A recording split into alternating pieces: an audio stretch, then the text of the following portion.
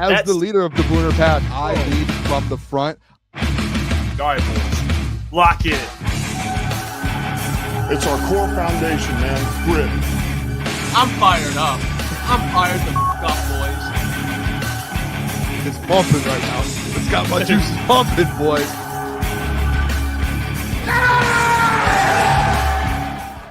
Welcome to Crunch Time Sports with Jeff, Booner, and Lucas. It is Tuesday, June 24th.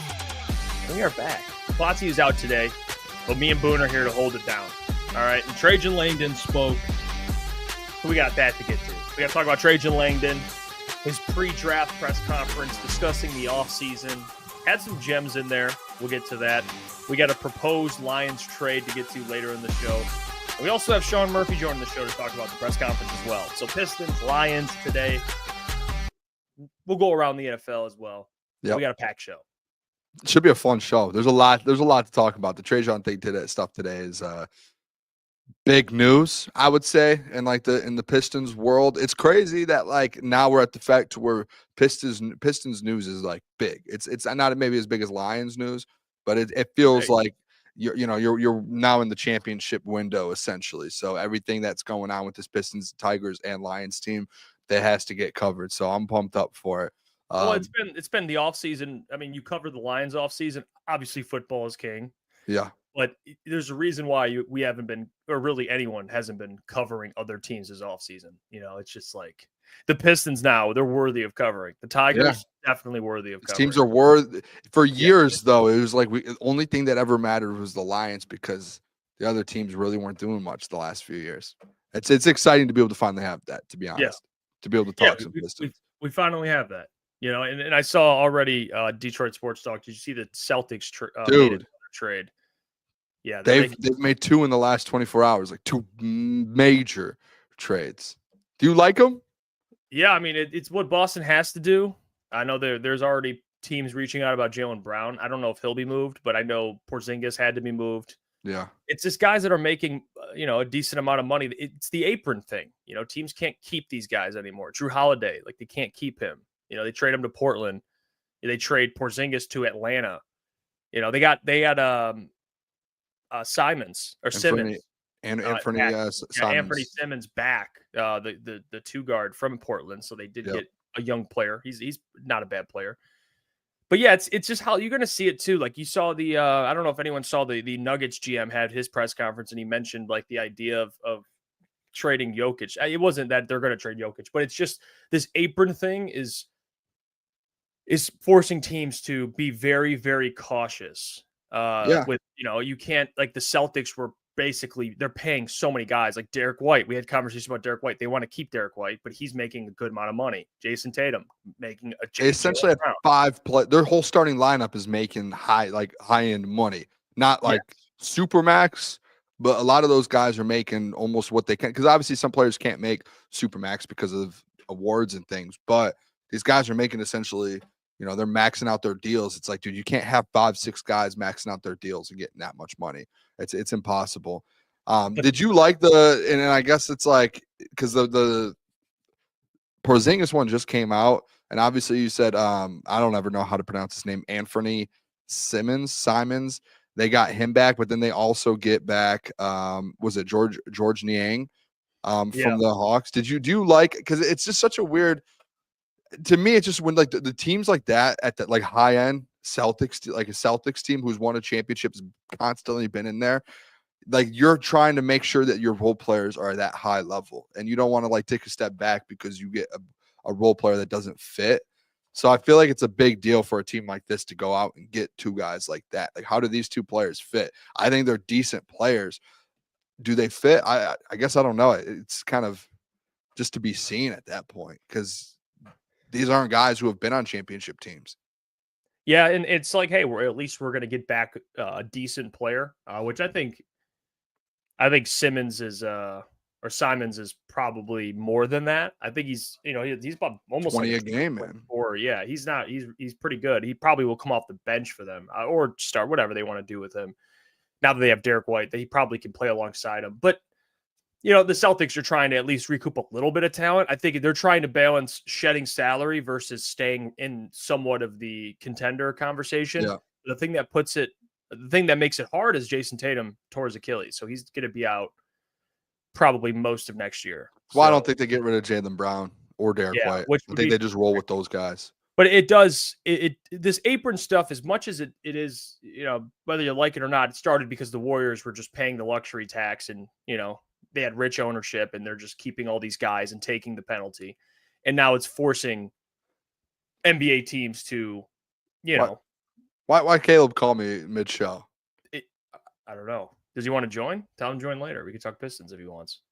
I called him like an hour ago. I said I have an idea, and he called me middle of the show here, 8:07.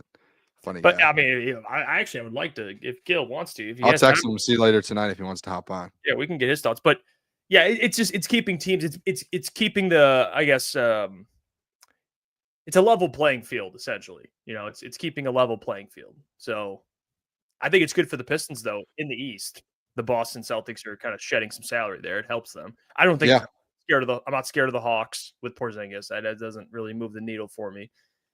But the Portland Trail Blazers get a veteran point guard. They need that.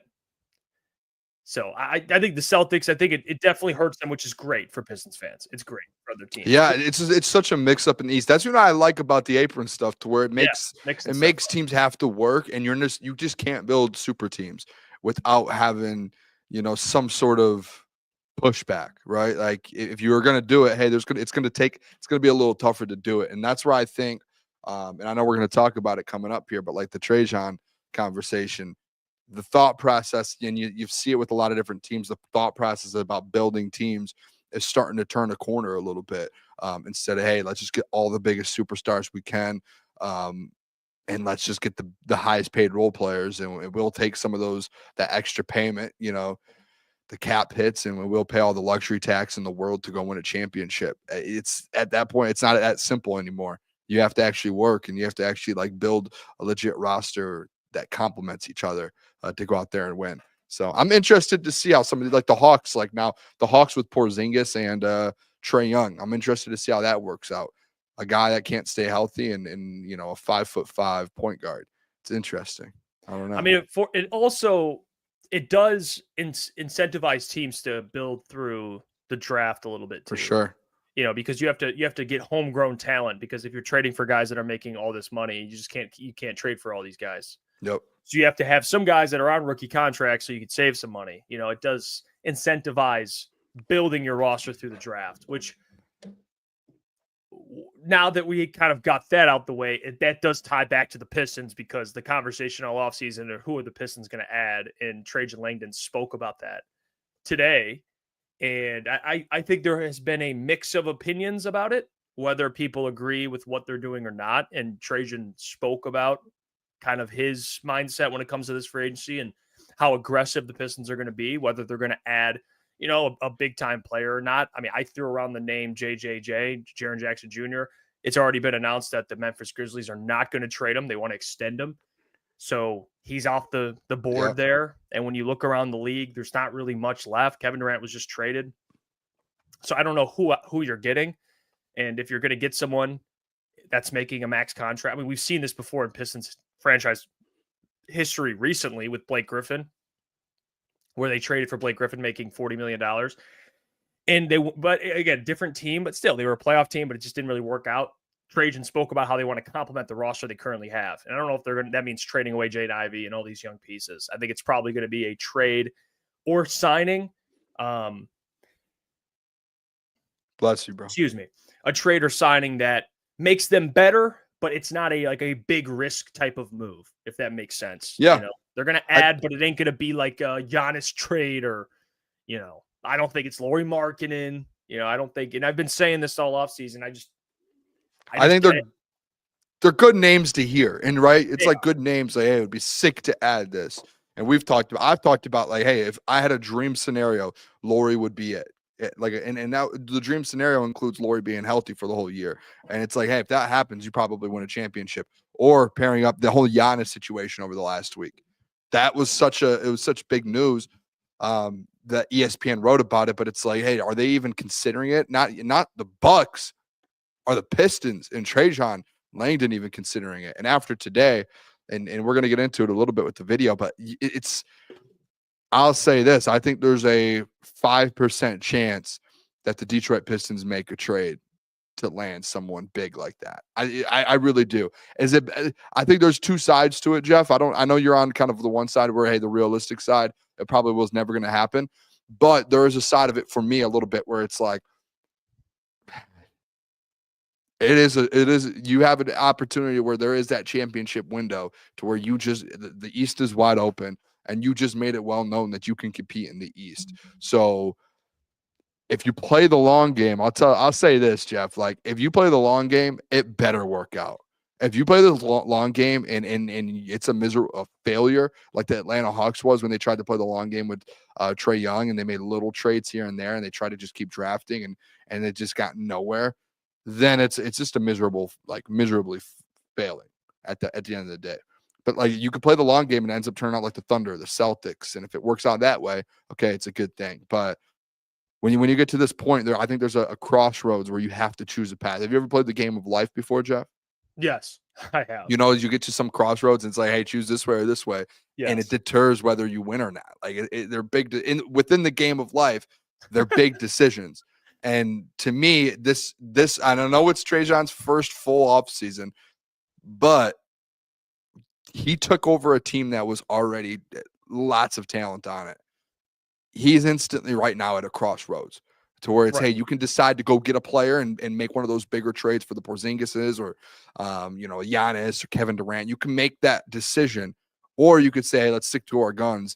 One of them's going to turn out good and one's bad. You don't know which one it is. And like Jay Hart said, Pistons will be fine either way. That's where I disagree. I think I don't know which way the right path is. Maybe this is just me being political and like playing both sides. And I know, Jeff, you hate that, playing both sides. But that's how I look at this offseason, where it's like, hey, there's two ways to go here. And if you go the way of, hey, we're not going to make any major moves and we're going to run this thing back the same way it was last year, be prepared for it to be the exact same or not work out. That's all I'm saying. And fans need to be ready for that, because that could eat you. And Jeff, you know this best, especially in the NBA. That can easily happen. They could go into next year and the rhythm with Jaden Ivey's off. Someone else gets hurt. You tried to run it back. Malik Beasley doesn't have the same year as he did this last year. It's his best season of all time that he's ever had. Different guys. It could be completely different. You had a big time run. So if they're going to run it back, as Trajan says, like there's that chance that this thing doesn't work out still, and it's not as good as it was last year. Yeah, I think really there's a risk either way. It's just there's risk in everything. There's a risk if you stay put and don't make a move, people are going to criticize you if you lose in the first round next year again. Or if you do make a move and you lose in the first round, people are going to say, well, you should have kept, it's just like either way, there's a risk. People obviously want you want talent. I understand that. I think where I'm coming from with it, and this is why I'm a little more open to this possibility, is, and we've done this before, but we have to learn that it's a different situation. I've said this when Troy Weaver was here and Monty Williams was coaching, but it's a different situation, right? We can agree, Cade, all these players are at different points of their career. They have a better coach in JB Bickerstaff. They have a better general manager in Trajan Langdon. So it's a little different. So I think me using this again, it's more fair. But I think when you look at the roster you have, and I'm going to keep saying it, the Sam Presti quote that he had, which I love, shortcuts, cut, long, run, short. Yeah. Not saying they're always bad moves. We saw the Raptors trade for Kawhi Leonard and win a championship. Like, it's not saying that's always going to happen. But when you look at a team like the OKC Thunder, they've been pretty much hammering at this thing with that team they've had for the last 3 years, and they just broke out this year, and they won it all. And they had obviously a franchise player in SGA, but they had just a bunch of pieces around him that complemented him, and I guess Trajan's looking at it like, hey, we got Cade Cunningham. We got, guys like Jalen Duren, Jaden Ivey, Asar Thompson, Ron Holland, hopefully turns into something. And we still want to add, like, I think they can still add, they can still find their key role players. And they see this as like, maybe Asar Thompson takes a jump. Maybe Jaden Ivey's the player we think he can be. Can I ask a question with that then? And maybe Cade turns into the player they think he could be. Now, if they don't make a move in this year, let's say some of those things that I just mentioned don't happen, then you could still That's- trade. You could still make a move. It's better to be, in my opinion. Do you patient. feel like it's a waste of a year, especially of a Cade Cunningham who's you would think about to enter his prime? Yes, but I think they look at it like, okay, if we trade Jaden Ivey for someone right now and they come in and, let's say it's like let's say it was like a Kevin Durant situation. That's the best example I have. They traded Ivy for Kevin Durant. They have 2 years and it doesn't work out. It's like, well, shit, we could have kept Ivy. So let's see what happens. And if Waited a year. and then you could still trade Ivy. You know what I'm saying? Can I ask you a question with this then, Jeff? Because this still is where I think it'll land. It all come together, and I want you to answer this completely honest here. And same with the chat. Like I'm interested in what people think. I'm gonna write 2 names down: Asar Thompson and Jaden Ivey. Right. And I'm gonna put 2 different players linked to them, and I want you guys to tell me if you think either Asar Thompson and Jaden Ivey has a chance to be as good, if not better, than these players. First player, do you think Jaden Ivey or Asar Thompson can be as good as Jaylen Brown?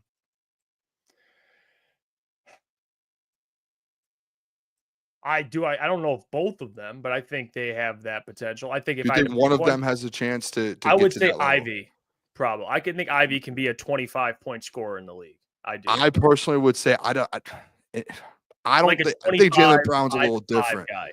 I do. I think he can be something like that. I don't see. That's where I think there's for me like a question mark. Like, and it's a bigger question mark. Like, especially coming off an injury. I know we see injuries all the time. It's just a question mark because we haven't even seen him get close to Jaylen Brown. We've seen what he can do. I don't think you've seen Jaden Ivey get close to what Jaylen Brown can do. And then the next one is a guy who just scored 40 points in an NBA Finals game. Do you think Asar or Jaden could get as close or if not better than Jalen Williams? Yes. Really? Yeah. See, that's the thing we're looking at is the NBA.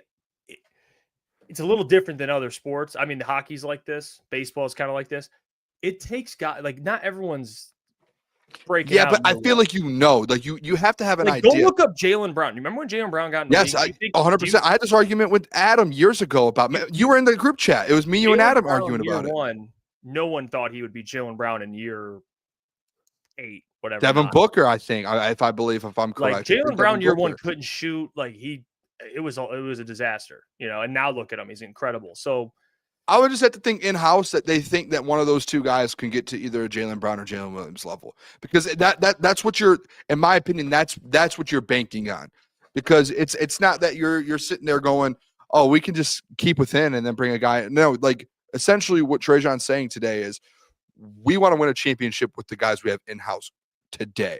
We don't want to go out and get anyone else. Yes, we'll draft and maybe we'll get some free agents. He made it very clear today that they are going to try and make a championship run over the next 3 or 4 years with developing Jaden Ivey, Asar Thompson, Cade Cunningham, Jalen Duren, Isaiah Stewart, Ron Holland. Like that's their core and they're running with it.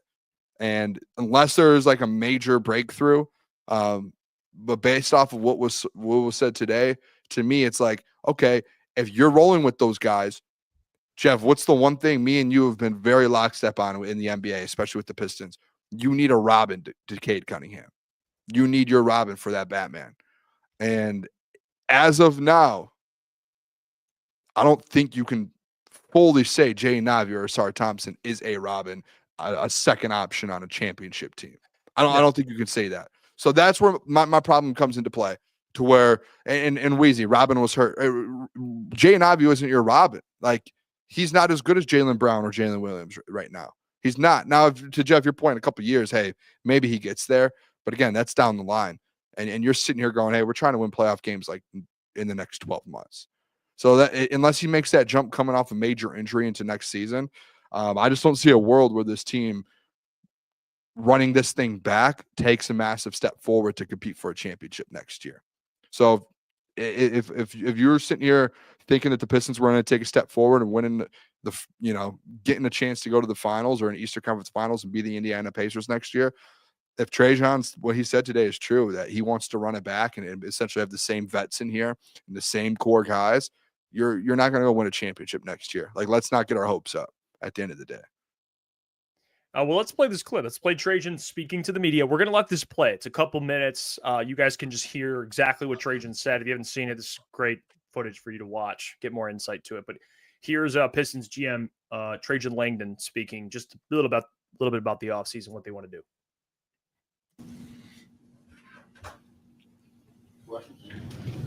Trajan, when you came in last year, it was sort of a mad dash to get a staff in place, coaching staff in place, draft, free agency, and then this year it's obviously kind of been the opposite, quiet. Have you been able to take advantage of the peace and quiet? Like, is there any unfinished business from last summer, or I guess how have you kind of used the last month or so?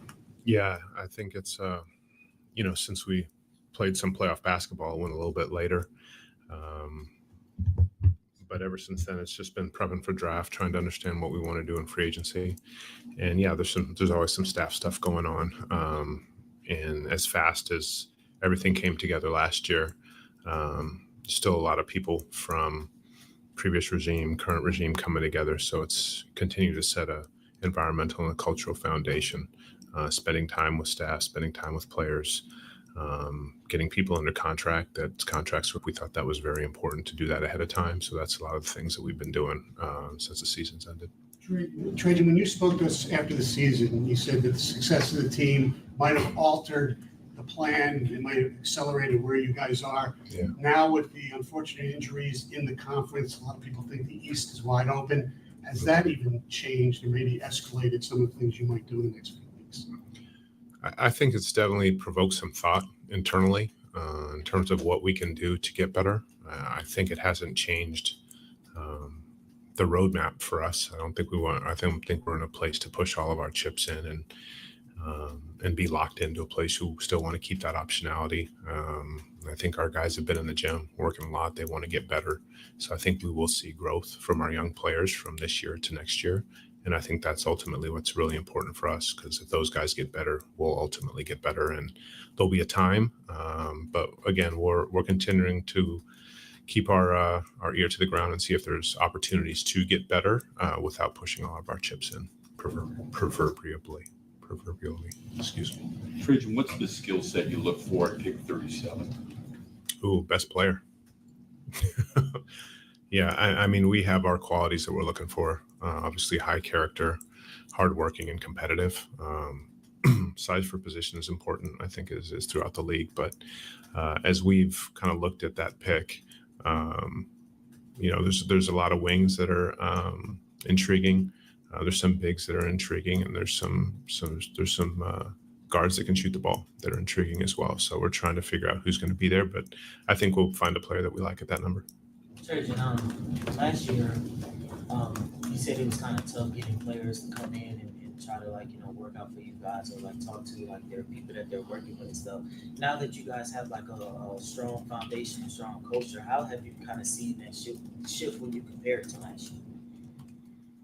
It's well, at 37, it's just a different level of talent, prospect that you're going to get in from 5 last year. But I think we've been able to get in the guys that we've wanted. It's always a game that you play with the agents. A lot of guys that you think might be in your range, they think are going to be higher. And usually you don't get those players in. But I think our agents have been great with us this year in terms of getting players in that we feel will be in our range. We've been able to talk to them and see them work out, except for a couple that have been injured. But other than that, we've got a lot of players in and have had a good amount of workouts for 37 this year. So we're pleased. All right. So Trajan spoke about a couple interesting things there. A little bit about the draft, which honestly, I will say this about Trajan. The thing I love about Trajan, and I really am I like him more and more because of just listening to him speak about what he values in a player. It does sound very similar to how Brad kind of thinks of players. I'm not saying he's the same GM as Brad, but what I'm saying is when you ask him hey, what kind of players are you looking for? They have qualities they're looking for in a player. They competitiveness, the person, all this stuff. They lay it out. He goes best player available, which obviously that's many GMs do that, but to hear a GM say that, you're like, okay, that's great. They're looking at best player available. I know you're picking at 37. He did mention, which I said yesterday, won't be surprised if he moves up. He did mention, he said, if we stay put, which, they're going to try and probably move up if they really like a player.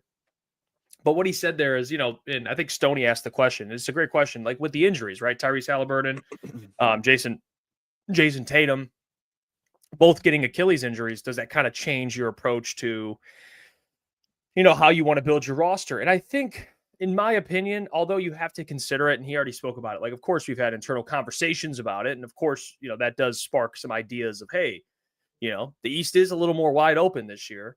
I think good GMs don't make decisions based off panic, or they deviate from their path because of something that happens. It's like kind of Brad Holmes-esque. Like it's something Brad Holmes would do, for example. Like if Jalen Hurts went down for the entire year and he got asked like, oh, the Eagles, man, they're down. Does it change, maybe the urgency? Brad would say, no, it does not. It doesn't change our urgency.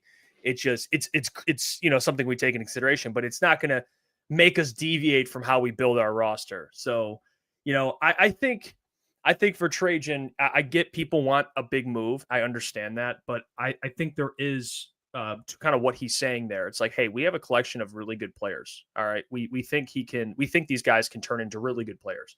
Obviously, we know Cade is that. And I'm sorry, and we don't have to argue about this because, me and you might see it a little differently with the whole Jaden Ivey thing. Caleb, I've argued with Caleb. But I still think Jaden Ivey can be a really good player. And I know you can't too. Yeah. I think Jaden can. And this is my point, too, because I guess it is a little confusing how I approached it, because I kind of go, this is my point with it, Jeff, and hopefully this clears it up. I'm talking about the 2025 season when it comes down to it. I'm not talking 2, 3, 4 years down the line. And I think in the chat, too, some people were confused by that. What I'm saying is, hey, going into this offseason, right? Yeah. You just essentially, if you have Isaiah Stewart, you have a chance to beat the Knicks in the first round. In my opinion, and this too, Jeff, like the East, even this year, I thought the Pacers were very good. If the Pistons get past the Knicks, you would say, hey, they might have a chance to give the Celtics a run at it based off of what all these other teams did, correct? So in my point, this is it. If you were a Pistons fans that said, hey, let's go in next year and try and make a run at the East, which I think there were a lot of Pistons fans that did, you weren't going to do that, and you're not going to make a run in the East if you don't make a move for one of those big stars. Like you're not going to go win it. And I don't know, do you agree, Jeff? Like, I just don't think if you stick with the same as last year, I think you get better. You might be playing in the Eastern Conference Finals. Can you contend and win a championship? I would say next year, no, because Jaden Ivey coming off a major injury, still kind of a question mark. Hey, where does he fit in this team? And even Trajan said it today in the press conference. Where is that fit? We have to figure out that fit still. And that's where I think in the chat, like, people are a little confused. Hey, I'm not saying they can't win it. No, hey, if you stick with this roster the next 2 or 3 years, literally in my notes apps, Jeff, today, when I was watching Trajan talk, 2 things that I put down there, and then the 2 examples I wanted to give on the show tonight was, one, what Scott Harris did with the Detroit Tigers. Do you remember how many the last 2 years, how fans were just so mad that Scott Harris just kept saying, just wait for the talent, wait for the talent, wait for the talent. And now look what's happening, right? They're a contending team for the World Series. And that's the thought process I got with Trajan, where it's, hey, let's just wait. Let's wait. We don't need to make one of those big moves. Same thing with Brad, like you said. And the other thing, too, that really kind of sparked a thing in my brain is, like, Trajan was with the San Antonio Spurs when they built teams through basically their draft and built it from the ground up with Tim Duncan, Manu Ginobili, Tony Parker, like those types of players. So like, it gives me hope. And I know this is where I think people got confused with me earlier. I'm not saying I don't want them to do that. Would I mind them running it back with the same crew, adding Jaden Ivey, maybe adding another smaller 2 or 3 pieces and let Ron Holland get better, let Sarr get better? I'm not mad at it at all. I'm fine with it. What I'm saying is, you're not winning a championship next year like that. You just won't. You can make a run at it. I don't think you finish the job and beat the Thunder or beat maybe a healthy Pacers team. I think that would come in maybe another year after that, or maybe the year after, to where you're really starting to contend if these players kind of go. So that was kind of my point going into this is, hey, the conversation with Pistons fans for the last month has been, let's make a big move for Kevin Durant, Giannis. That has been the conversation. Trajan today confirmed that's probably not going to happen. And that, I think, if you did make a move like that, yes, it is an all-in move. You're giving up assets. Cade Cunningham and another superstar, I think, can make a run at a title. You're not guaranteed it. So you know what I mean? Well, It's a I like this push too. and shove. The whole Ivy thing, kind of what I was saying earlier is, you can wait. You don't have to trade Ivy now. You can wait. And Xavier says a smart GM knows that Ivy's trade value increases if he plays this season. I agree with all that. That's why I was trying to tell Xavier. But yeah, it's he is spot on though. I mean, if you want to if you want to trade Ivy now, it's like, okay, I disagree, but you can still, if you let this thing play out this year, you could still move him. That's next year. At least it's better to be a little more patient with that type of significant move. So let's bring in Sean Murphy. Here we go. The man. I'd love to get his thoughts. Just Pistons Twitter going at it about this whole thing. So let's bring on Sean, one of the brightest dudes I know when it comes to this stuff. Mr. Sean Murphy, host of From Half Court, good friend of the show. Sean, how are we doing, my friend? Boys, Jeff, Booner, thank you for having me. It's an exciting time of year in the NBA calendar. The draft is right around the corner. Free agency and trades are all swinging around as well. It's an exciting time to talk hoops, man. Thanks for having me. No, dude, no problem. I'm excited to talk all this stuff with you. I mean, Trajan, he spoke today. I think where I want to start with it is the big one, and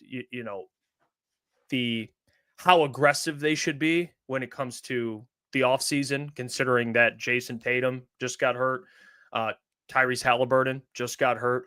Celtics are obviously shedding some salary because of this apron stuff that you've been harping on for a while now.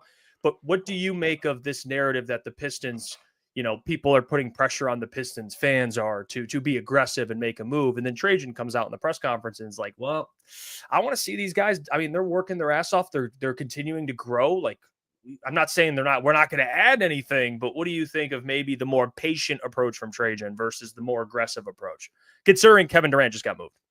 Yeah, I think Trajan, if you've heard him talk ever since he's joined the Pistons front office, that's about exactly how he sounded every single press conference ever since, about, being able to add and make additions, but not necessarily in a position where he wants to give up the farm, so to speak. And listen, I think it makes a lot of sense, especially when, you just look at kind of like the outline of like what team just won the championship, what teams just made it to the finals. The Oklahoma City Thunder and Indiana Pacers both made it with roster flexibility and without really spending much money. This is the first time in a long time we've had a team win the championship that didn't spend in the luxury tax. So when you talk about just where the league is heading and just, kind of like where things are, and especially just, how much change there's been in the Eastern Conference, like I think like I was listening to what you guys were talking about right before, and I would agree with Booner that, if they don't go out and add like another like all-star superstar,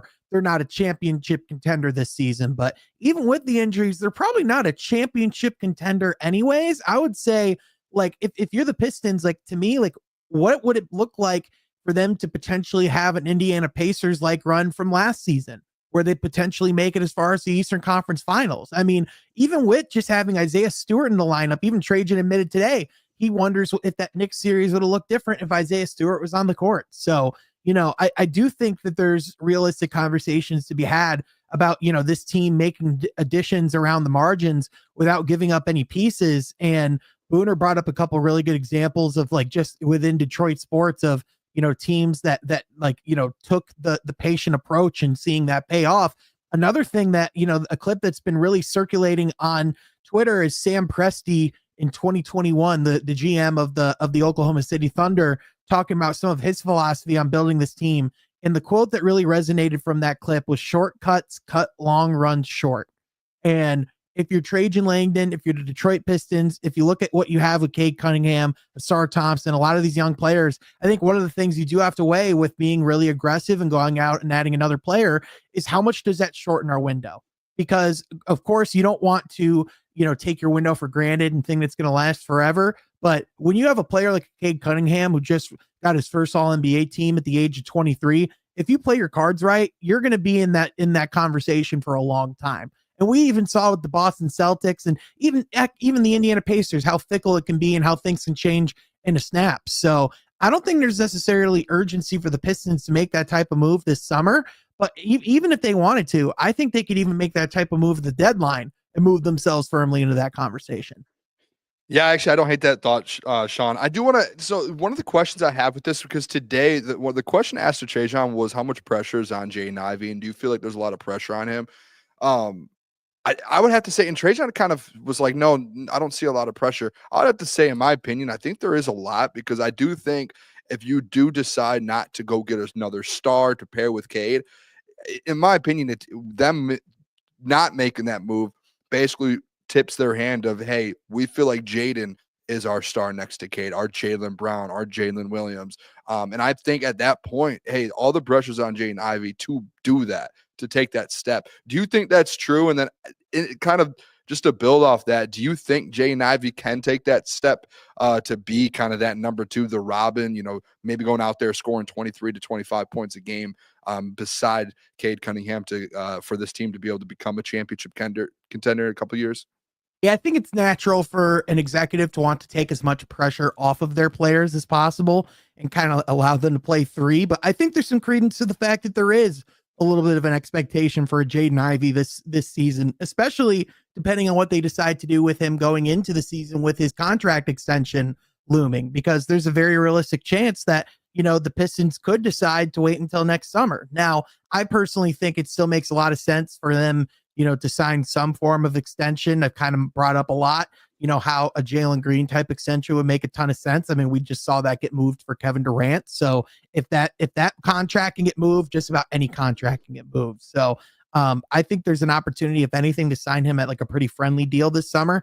But yeah, I think there is a lot of reason to believe that Jaden Ivey can take a step and be, that type of scorer next to Cade Cunningham. We saw in those first, 30 plus games when he was out on the court before the unfortunate injury, he did show a lot of promise and reason to believe, that he could begin to take that elevating step. But I also, would look at guys like Asar Thompson as someone who could potentially take that next step. This is his first full regular summer to actually work out and to get in the gym and to not have to deal with any health stuff. I think Jalen Duren, you look at what that could look like as well. I think there's a litany of guys that you're looking at and going, could they elevate?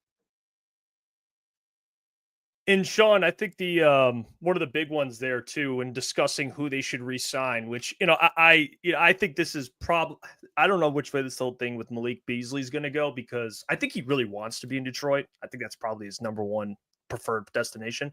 Same with Dennis Schroeder. I don't know what Dennis Schroeder really, but I think he had a blast being here. When you saw the report, Aldama, is it Aldama? Is that Santi Aldama out of Memphis? Aldama, okay. Can you do me a favor, Sean? Because this is where I lean on you. Give me the Aldama breakdown. It's already been reported that the Pistons are interested in him. He can shoot the ball. He's got the size. They need a player like Santi. Yep. Give me the breakdown of kind of the Malik Beasley, the Dennis Schroeder stuff, and maybe why to watch out for Santi Aldama. Maybe you could sneak into that conversation in free agency. Yeah, Santi Aldama is one of those guys that's just like a solid prospect. Like when you're talking about like, kind of like a value that you can get for him, but also just like projecting upside. He's 7 feet tall. He can shoot, from beyond the arc. He shot 37% from 3 last season at about 5 attempts a game for a big man. That's pretty solid. He's kind of like he's kind of like a cheaper Naz Reid option. And like a solid like stretch big, someone that you could play alongside a Jalen Duren. You would probably have to do some form of sign and trade. Ideally, to me, like if you were to bring in Aldama, like I think there would be a way that you could do some form of sign and trade with Memphis where you could bring in Aldama. You could still potentially sign Beasley as well. I think the one that's going to be the hardest to keep is going to be Dennis Schroeder, just because if you're going to want to make that type of addition to make the money work, that's just, if anything at that point, like Schroeder almost just becomes a luxury, because of Jaden Ivey coming back, it's not as much of a necessity as it was towards the end of last season. So Aldama is certainly a guy that makes a lot of sense, especially, with Memphis, just being a really confusing situation. You would think that would be someone before the Desmond Bane trade that they would want to bring back into the fold. But now we don't really know if they're actually trying to be competitive or not in that Western Conference, because as constructed right now, they're not going to be. So I think some form of sign and trade there makes a lot of sense. I still would look at Naz Reid as a very realistic option. And another thing I'd float out as well is I think the Miles Turner option is a lot more feasible than it looked 72 hours ago. Love it. I love it. I love that, Sean. Wow. Hey, Sean. Hey, today Trajan talked about Asar Thompson taking a jump, and you know what was I love to hear? Said Asar wants to be a defensive player of the year in the NBA. Do you think he can make that jump and do that? If not like this season, do you think? I'm telling you, hey, Boone. You've been saying it. You've been saying it. Boone. I'm interested, though, if it could happen this year. Like, does he have enough respect around the league for people to vote and be like, hey, Asar Thompson? Talk to him, Sean. Talk to him. It's a political award. On this, I mean, is it possible? If I'm not ruling anything out with his defensive upside. I absolutely think he's going to be in contention for defensive player of the year at some point in his career. When I look at like realistic options for who could win this season, I think of like, if you're looking at the guy who's most likely to take that leap, not to cheat, but I just think Victor Wembanyama just very much fits that bill. Yeah, it's a tough one to. Yeah. Oh, that's fair. That's fair. You also look at Evan Mobley's still going to be in that conversation. I would also just like in general, it's really hard for a non-center to win defensive player of the year. Like that's why it was such a big deal when Marcus Smart won it. Like not a lot of guys who don't protect the rim win defensive player of the year. But if there's any player that could be in that conversation, it's without a doubt Asar Thompson because of his two-way ability, his overall, just freak athleticism, his ability to block shots, cause steals. If you're looking at like guys that like fit the Pistons perfectly and like give you hope of like, like they could look like a Thunder-like team in the future, like it's that type of player. Well, Sean, I think this whole offseason's it's going to be an absolute grind because there's really no one out there. I think people, and I kind of stated this at the beginning, for the people that want to trade Ivy, I think Trajan's probably looking at this thing like, hey, people want me to trade a player. We haven't even really seen this dude on the floor. And you've already spoke about Ivy and how good he can be. But people forget that if you want to make a move, you're still able to make a move at some point in the future. I think people get impatient, which I understand, but this East, I mean, you look around, Sean, just looking at the landscape of the East, the Celtics obviously had to shed some salary, but going into this next season with the Grizzlies, I want you to kind of comment on that too. The Grizzlies trading Desmond Bane to the Magic, what that means for the Magic. And then of course the Hawks adding Porzingis. What do you think that kind of does shake up wise in the East? And what do you think the pecking order kind of stands at this point with Tyrese hurt and Jason Tatum hurt as well?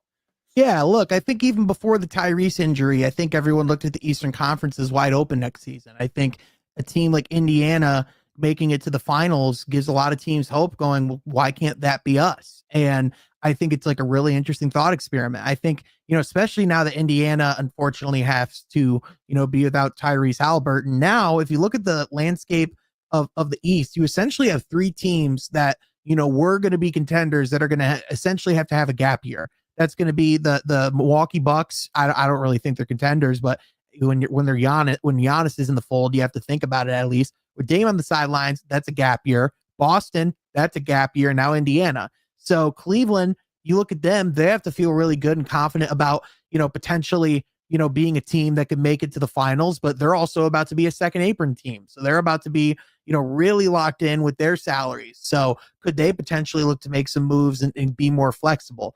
Then, you talk about the Orlando move with Desmond Bane. That's someone that puts them, kind of like right firmly in that mix as like a really frisky, competitive team in the East. This is a team that even before, this season with all the injuries and things like that, this is a team that, finished towards the top of the Eastern Conference the year before. So now adding a Desmond Bane, who's a really solid 3-point shooter, averaged 19 points a game in the West, I imagine that will go up going to the East, and someone who can actually shoot the three worth a damn. Here's a little trivia question. Give me a guess when the last time the Orlando Magic were above top 20 in the league in offense. Probably Dwight played, right? I would say, probably Dwight's the best guy. Yeah, 2011, 2012. Wow. That's Stan Van Gundy? Jeez. That's above top 20. So that means they weren't average since 2011, 2012. And Stan had them going. Yeah. So even Jameer with Nelson being good, they are dog offensively.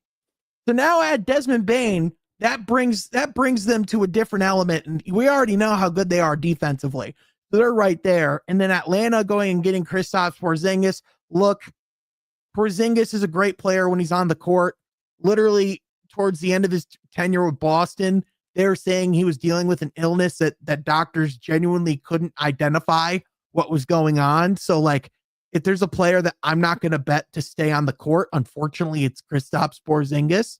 But, you know, like a lot of teams have reasons to believe that if things go right, if development happens in a way that, you know, is ideal, that they could potentially make a deep playoff push. And I think if you're the Pistons, you have to feel like you're one of those teams, even as constructed right now. I'm not saying they're going to go to the finals, but who's to say they can't make it to the Eastern Conference Finals if the cards fall their way?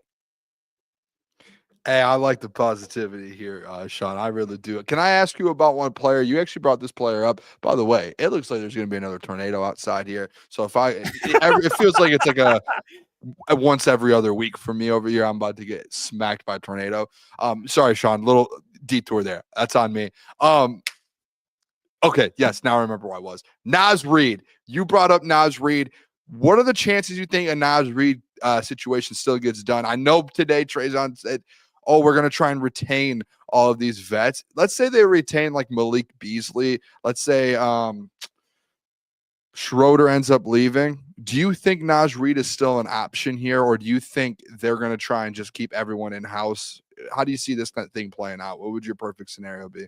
Yeah, I still think Naz Reid is an option. There's a world where you can bring in Naz. And Sean, how much would Naz cost? That's one thing I don't know. Like, what would his market be, you think, for Naz? Yeah, I think Naz is going to be looking for north of $100 million. I think more than likely you'll probably end up around that like $80 million range. So like a 4-year, $80 million contract to me for Naz Reid makes a lot of sense. He currently makes about like $15 million a year. He's going to be looking to make more than that. Right now, Minnesota can potentially try and negotiate with him, but the thing that's really difficult for Minnesota is they also have Julius Randle that they have to figure out. I'm pretty sure Dante DiVincenzo is also going to be up pretty soon. Like, they have a lot of really difficult decisions to make, but also Naz Reid's a guy that they just really can't afford to lose. So I think they're still going to try really hard to keep him in the fold, but if there is a team that is in position to add him into the mix, it is the Pistons. So, you know, to me, like, if there is like an ideal acquisition this offseason, it is him. And if there is a player that you would feel comfortable allowing guys to walk, to bring in, I do think it would be a Naz Reid. Now, I personally still think, you know, bringing in Malik it has to be like one of the top priorities this offseason, but Naz Reid absolutely fits everything that you're doing. Like, he is the absolute quintessential like stretch 5. You can play him right next to Duran or Stewart. Like, he fits everything in the modern NBA. Hey, before we get you out of here, Sean, can I ask you, do you think, I know there's going to be Pistons fans that are asking this, do you think Jaylen Brown gets moved? Just like, in your opinion, just as based off what you're seeing? Or do you think they keep him to Boston? I think they would have to be blown away by the offer in order to move him. I think, you know, because the big thing is they're going to want to be contending for titles right away when Jason Tatum is back for injury. And I imagine the owner that bought the Celtics, he's a big Boston Celtics fan. I imagine it would be quite the sales pitch to go, hey, I know you just spent $6 billion on this team. What if we traded one of our best players right now? Having said that, I do think, like, if there is a team that I wouldn't be shocked if they pushed a lot of their chips in the middle of the table, have some connections to them as well. I think Utah would make a lot of sense. Danny Ainge running the ship, and they have a metric ton of picks. They just lost out in the lottery, and so they need some luck to head their way. I think I personally just don't know if Detroit makes a lot of sense for Jaylen Brown again, just because, you know, that would kind of contradict what Trajan said today about pushing all your chips in. But I mean, I certainly think you're going to see some pretty aggressive offers at the very least head Boston's way. It would have to be an unprecedented trade package, in my opinion, to get them to accept it. Got it. That's the big domino there. People are waiting. It's a big one. Yeah. We'll see what happens. Sean, we appreciate the hell out of you, man. Keep up the great work. You guys should check out From Half Court. Check out my guy, Sean. We'll have you back on, my guy. I know it's going to be a busy offseason. You got the draft coming up, which, I mean, I do want to ask you about the draft. Do you think Alex Tui? Well, Alex Dewey. Do you think the Pistons stay put at 37? Because Trajan Langdon, there's no fucking way this guy stays put at 37, right? There's no fucking way. Well, if there's anything I would watch out for in this draft, one of the things that happened today with the Kristaps Porzingis trade is the Brooklyn Nets just acquired their 5th first-round pick in the first round this season. God. They have 5 picks in the first crazy. round. I have a very hard time envisioning the Nets holding on to all 5 of those picks. Look out for Trajan Langdon potentially looking to make a deal with Brooklyn. Oh my God. I mean, this guy just, you come in, you drop the bomb there. Sean, keep up the great work, it wasn't my idea. I saw a lot of people talk about it on Twitter. I'm just saying, I like it. It makes a lot of sense. No, I do love it. I love the idea. I didn't know that actually. That's good to know. I had no clue. 5. There's no way a team picks 5. You have to pay 5 first-round rookie contract. I don't know in the NBA how big rookie deals are, but and I know even like in NFL, obviously there might be more, but just knowing like 5 different players in the first round you have to pay and sign to a deal or figure out what to do with them on your roster, it's impossible. I don't think you can do it. I just don't see a world where they keep all 5 of those players. Yeah, that would be crazy. Sean, we appreciate you. We'll talk to you soon, brother. You're a legend, Sean. Appreciate you, boys. There you go. Sean Murphy, host of From Half Court, joining the boys, talking some Pistons off season, man. And absolute legend, man. Yeah, I honestly that is really 5 first. I don't think the team's ever made. Like, I wonder what the most first round picks 3. Pistons did it before. 3. They made 3. Maybe 4. Hold on. I just don't see. I don't think it can be done. Just like roster wise, you can only have what's the max on the roster? 16, 17, including 2-way players. So like you're gonna have to drop players on your team, and it's just I don't know. I don't think it makes sense. I don't think it could be done. Yeah, I don't know. I guess the Nets are that bad to where they can walk away from some players, but the Timberwolves had 4 first rounders in 2009. Timberwolves had 4. 5 might be the worst. Yeah, I don't think they keep. I'm with Sean. I think they move. Yeah, you just get more assets in the future. You know what I mean? You just like trade for another future first or something. Hey, I do have this article I did want to share with the people. A proposal that the Lions could do. It is the offseason, so we get creative. And Mike Payton got creative. A to Z Sports writes for them, and he proposed a trade involving Detroit Lions DJ Reader.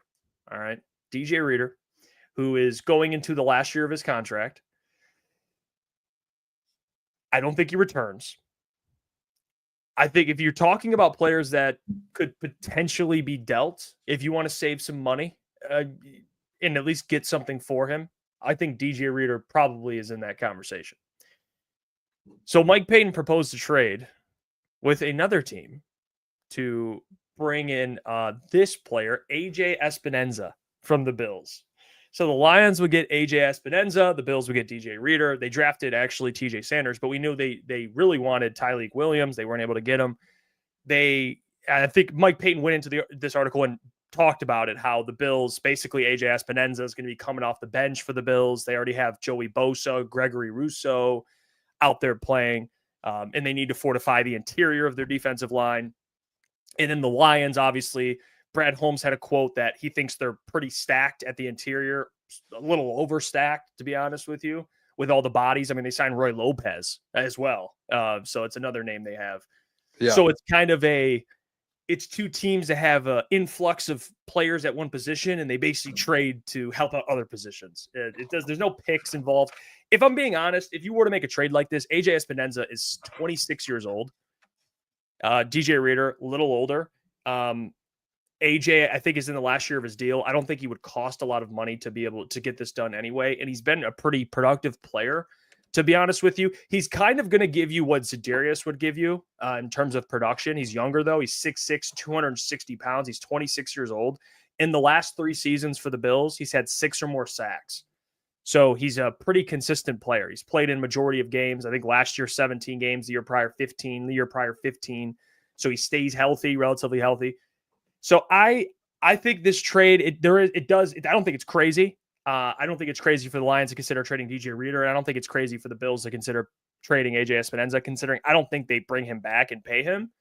But I will say This AJ Espinoza or any other edge, if you can't get Za'Darius and you have to trade away DJ Reader, I would 1,000% be on board if you were to bring in another defensive end. I think they have enough in the middle. I don't know how you feel. I know Aleem McNeil's not going to be back for a couple of weeks, but I look at it like this, Boone. Like, okay, you don't have Aleem McNeil, but you still have Tyleek. And then you look at the interior. You sign Roy Lopez. You can have Levi play the 3 Levi tech. Josh, if he needs to. Yeah, like those guys can play the 3 tech, and you can have Tyleek at nose tackle. Like, I think they have enough to be able to get through a couple of weeks without Aleem, in my opinion. I don't think it'd be that drastic without DJ Reader. Although I really do like DJ Reader, but it would help if you have a guy like AJ freaking Espinoza getting after the board. So the problem I have with this, if I'm being completely honest, the one thing that I respect from Dan, and I like that what Dan's done, is I just keep going back to the Eagles. I think a lot of people feel like, and this is the whole thing, Jeff. Like, I think everyone has this whole edge rusher situation. Like, you need to add edge, you need to add edge, you need to add edge. I don't know how many times we need to have the conversation, but in my opinion, like, people use the Eagles as an example all the time. Well, the Eagles won it with a pass rush. The Eagles won the Super Bowl with an interior pass rush. And I think to kind of replicate what that Eagles team did is I think you need to keep that interior elite. And I don't think giving up one of your elite interior defensive linemen for an edge rusher fixes the case for your defensive line. Like, I think it's like patching like a hole in a boat with like Scotch tape. Like, you're like, okay, oh, it's good for now. Oh, once it gets in the water, boom, there's a hole again. Right? Like that's how I look at it. I don't think it's like, hey, cool, you get AJ Espinoza. Now you're interior, now you're giving up. You're 11th in the NFL in run defense because you just lost an anchor in the middle of your defense. So I think it's a push and shove. And to me, I just don't think it's worth it. I think it's more important, in my opinion, especially the fact that you have the best edge rusher in the NFL, to have that interior just stout and don't mess with that interior. I know DJ is going to leave after this year. But in my opinion, just like, hey, waiting for Aleem to come back until November, potentially. And then it's like, hey, is Aleem going to be fully healthy in November? What's he going to look like in December? How is he going to look fully in January? It's just like, there's a question mark when it's a season to where, hey, you need these guys. Like, you need DJ Reader, in my opinion. And then hopefully, I think by next season, Tyleek is in a position to where he's able to fully take over for DJ Reader, and you have DJ and Aleem, and you're able to kind of move those guys around. I know it's a little bit of a different, not a nose tackle, or I guess he is, yeah. So it's like you have the replacement. So to me, it's just, I would say, if I'm being honest, I would decline this trade. Like, I don't want to give up DJ Reader going into this year. I think the interior is important on this team. I do. I really do.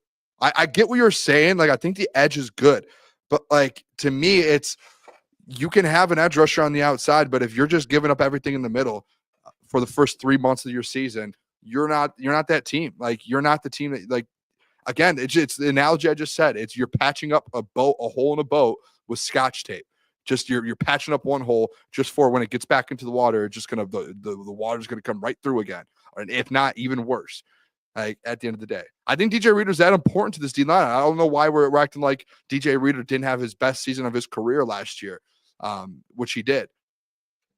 I mean, he's one of the best he's one of the best defensive tackle run stoppers in the NFL, and that's what you hang your hat on.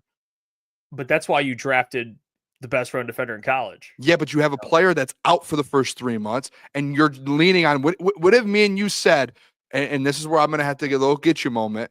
What if me and you said for the whole NFL draft leading up to it, you cannot rely on a Super Bowl year and lean on a rookie player, whether you think he is going to be great or not. You cannot put everything on a rookie player. You can't. You have to wait to let him get into year 2, year 3 to be able to put things on him and do that. I don't think you can do that for Tyleek right away. I think he could be good year 1 right away, but a Super Bowl year, you're going to lean on it. And then you know what's going to happen? If you make that move, you get rid of DJ Reader, Tyleek struggles a little. Guess what? Now Tyleek's getting a bunch of hate. What if AJ Espinoza only has 5-6 sacks and you're sitting there going, wow, we just had DJ Reader. We have the rotation on the edge. Yes, it's not what we want, but what wins Super Bowls? Interior defensive line.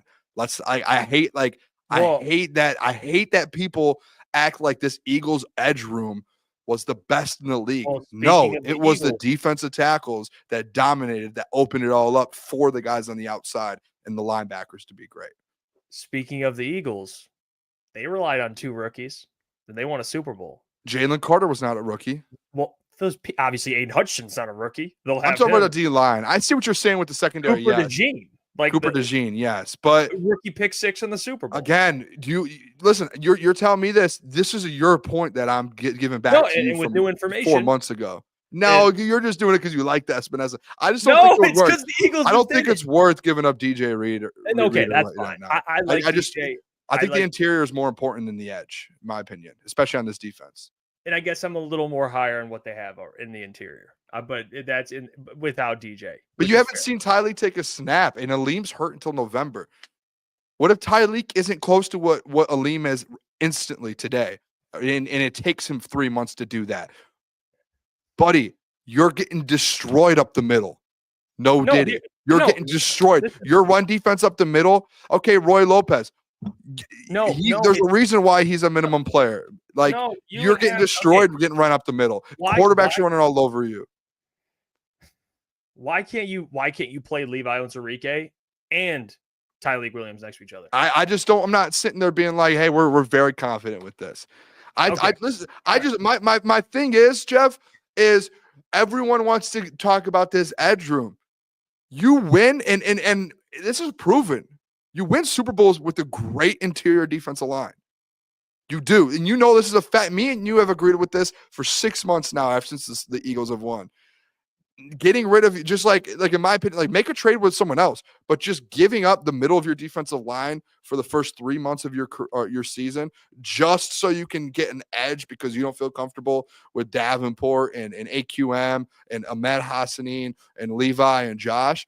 I don't think like the good doesn't outweigh the bad, in my opinion. I think it's like, hey, it's like, again, I don't know if it's a good analogy that I keep using, but this whole hole in a boat with Scotch tape. Like you're just patching it up with a bunch of Scotch tape, and you said, go back in the lake, you're good to go. And then you sit in there and you're like, yes, we finally got a piece. Boom. Oh, we're sinking again. We're going underwater. Oh, why? Oh, because we gave up our biggest piece in the middle of the defensive line. Wonder why. Oh, why did we go from the second or first run defense in the NFL to the 10th? Oh, maybe because we don't have a Lee McNeil and DJ Reed or for the first 3 months of the season. Oh, but hey, guess what? We're getting to the quarterback, but we're getting 400 yards rushed on us. Like it's just, to me, it's such a push-up situation. All right, that's fair. Are you eating olive oil gummies? No, I'm not eating. No, not infused marinara sauce. No, that is not olive oil gummies.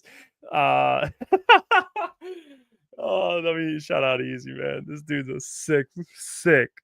sicko. That's so funny, dude. Yeah, olive oil gummies. That shit. Do you see what I'm saying? though? I don't. And listen, I don't hate it if like I'm not mad that if it did happen, say it happened. I'm not gonna, but I will just be like, okay, now we have to, like, this interior now has just gotten worse. I love Tyleek. I think Tyleek's going to be very, very good. It's hard for me to rely, especially in the middle, on a rookie instantly with no one Lee McNeil until 3 months into the season.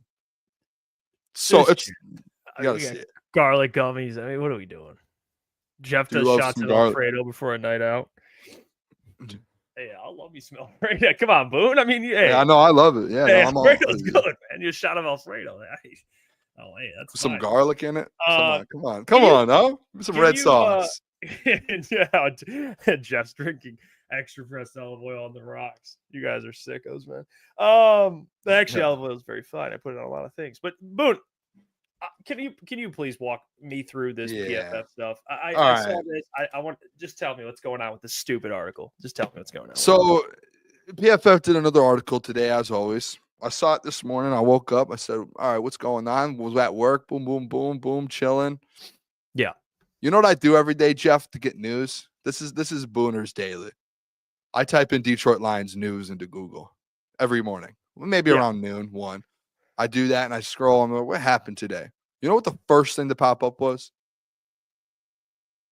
No. What's the first thing that popped up? Top 10 NFL coaches heading into the 2025 season. Oh, I like this. I like that. Okay. Top 10 heading into the season. You're a funny guy, dude. You're a funny guy. Oh, man. All right. Can we not do this? Can we not? Jeff's already seen it. This guy, Jeff. I tried to surprise my guys with this article today, and they saw the article already. That you know what? It's on me because I put it in the prep, so I opened it up for the boys to see it. Jeff messaged me on the side and said, "I can act like I haven't seen it yet." The acting right away. Wow, really? The acting got. Yeah. So, all right, let's just do this. Let's start with number one. And if you have a problem with one, let's just say it, because I think there's a lot of different things wrong with this list. I don't think it's just obviously where Dan Campbell is. I think it's like there's like 5 or 6 things on this list where I'm like, what's happening here? So number one, Jeff Iafrate, Kansas City Chiefs head coach Andy Reid. I don't think anyone can argue with that. Think he has to be number one on everyone's list, correct? Yes. Yeah. He's number one. Number two. And you know what? This number two, this is the only I wish Klotz was here all show. I miss Klotz when he's not here. I'm happy he's not here for this one. Sean Payton, the Denver Broncos, at number 2. And I'm going to say this because I listened to you guys talk about it earlier today, and then I'll let you go. I think with this list, you have to take into account 2 things. How the coach has coached over the last couple of years and career, right? I think both. I think you have to. I know Klotz loves Sean Payton. I think you have to knock him down a little bit after, not this last year, but the year before and the end of his Saints run. Am I wrong with that? No, you're not. I think it's Sean McVay. I think Sean McVay. I'm right there with you. I either Kyle Shanahan or Sean McVay, I think, need to be 1, 2, 3. Yeah, I love Sean Payton. I think if you're ranking a list based on legacy, then it's a different list. But if we're just talking about top 10 head coaches heading into the season, I don't know how you say Sean Payton is better than Sean McVay. You know, I don't think you could Kyle Shanahan either right now. And I think Sean, I would probably put Sean Payton 3 or 4, if I'm being honest. Probably 4, maybe 5. That's fine. I think 4 or 5. I think top 5's fine for Sean Payton going into the season. Because I love Sean Payton, but I don't think he's 2. 2 just seems so high to me. And I know Klotz will argue. The other day he was arguing with me about it. And it's just like, it seems like Sean Payton fans forget the first year in Denver and the end of the Saints run. And then it's like, well, he didn't have the players. Well, there's a lot of coaches on here who dropped down because they didn't have the quarterback or they didn't have the players, like Mike Tomlin, like just never has had a quarterback and hasn't been able to figure it out because of that. And he drops because of it. But I think you have to give Sean the same you do, right? Yeah. I think I want to. Well, tell me that. Let's go to the next. So number 3 is number 3 is Sean McVay, which I think is. Okay. You can argue he's 2 or 3. Again, I would say Kyle Shanahan is top 3. Yeah, well. I get it. I think the disrespect for Kyle. Look, people want to crap on Kyle Shanahan. Go ahead. You know, he's done.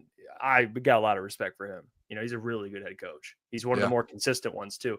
Because besides, the 49ers getting injured, that's when they struggle. But if they're healthy, they're making Super Bowls, NFC championships. So I think the consistency, man, is you make you make the NFC championship game or the Super Bowl with different quarterbacks, you deserve some credit there. So like at least Sean Payton had Drew Brees pretty much his whole career in New Orleans. So the only problem is like he hasn't won a Super Bowl yet, which like Sean McVay and Sean Payton both did. Yeah, but you had Drew Brees, Sean McVay, Matthew Stafford. So you get in a position. Who's Kyle had? Exactly. You know, actually a good point with this. Like if you think about it, if you put Kyle Shanahan in one of those 2 guys' spots, does he win a Super Bowl? Yeah. Okay, so I think you automatically. People want to like this is the thing that if Kyle Shanahan, people want to bring up Kyle Shanahan, the Super Bowl. What was that? 2 years ago, Chiefs and 49ers. Yeah. the 49ers had they could have won that game, dude. It went to overtime.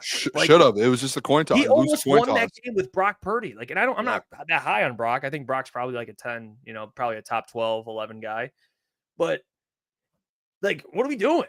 They had a chance to beat the Chiefs, and we're not talking about last year's Chiefs. We're talking about like when they were pretty good that year.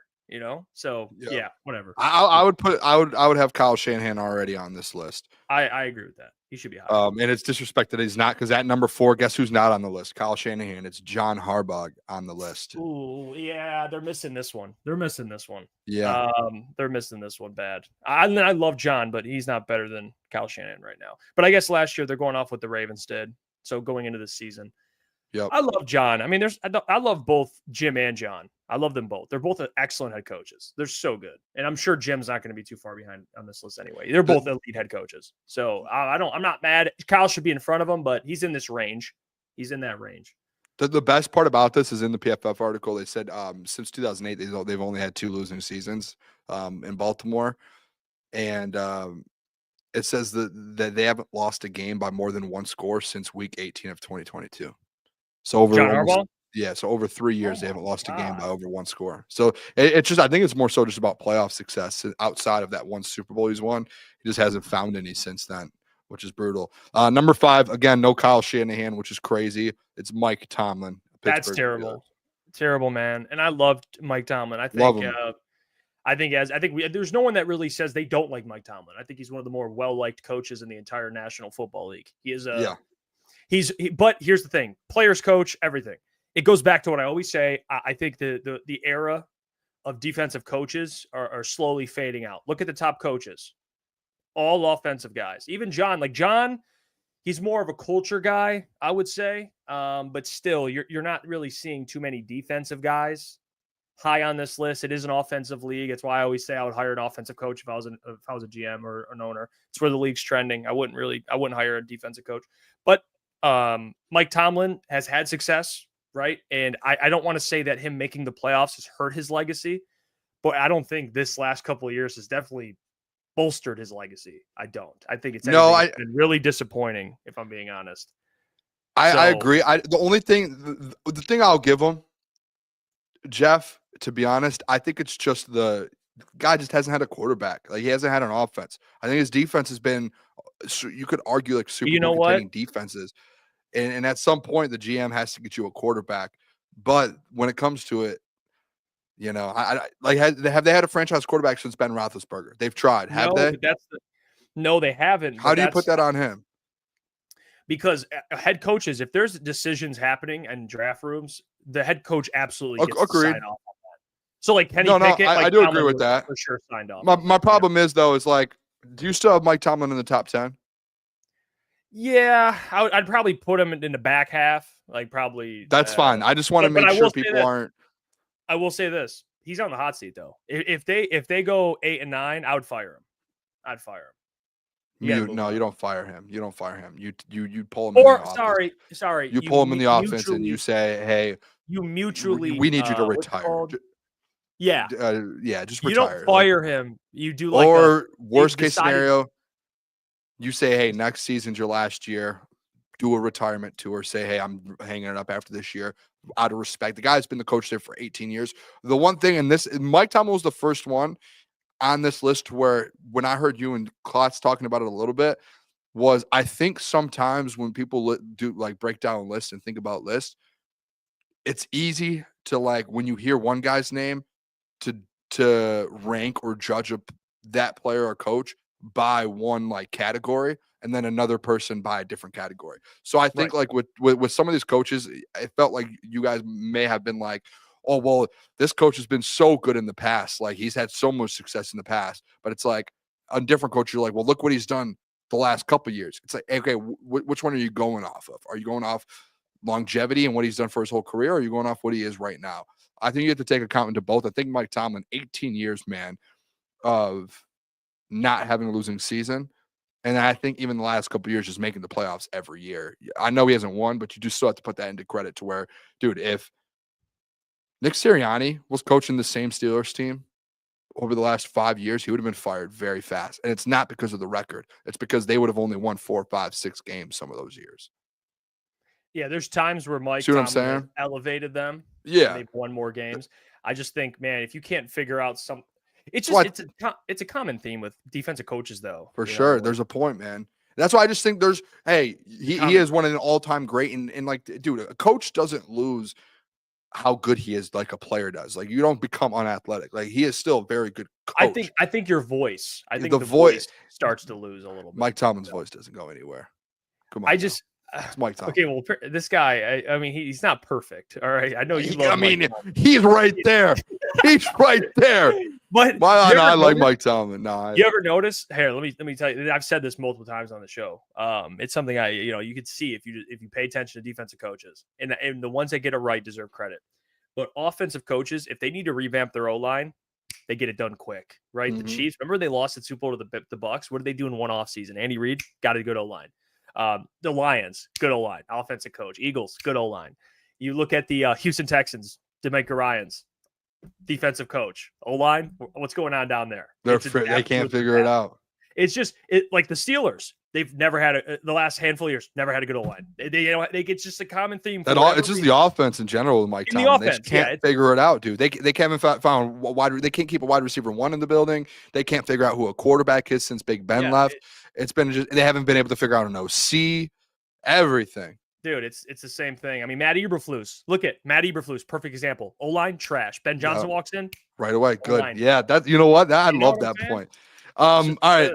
Number 6, they have Jim Harbaugh. Listen, Jeff, I know how you. I'm gonna say something here.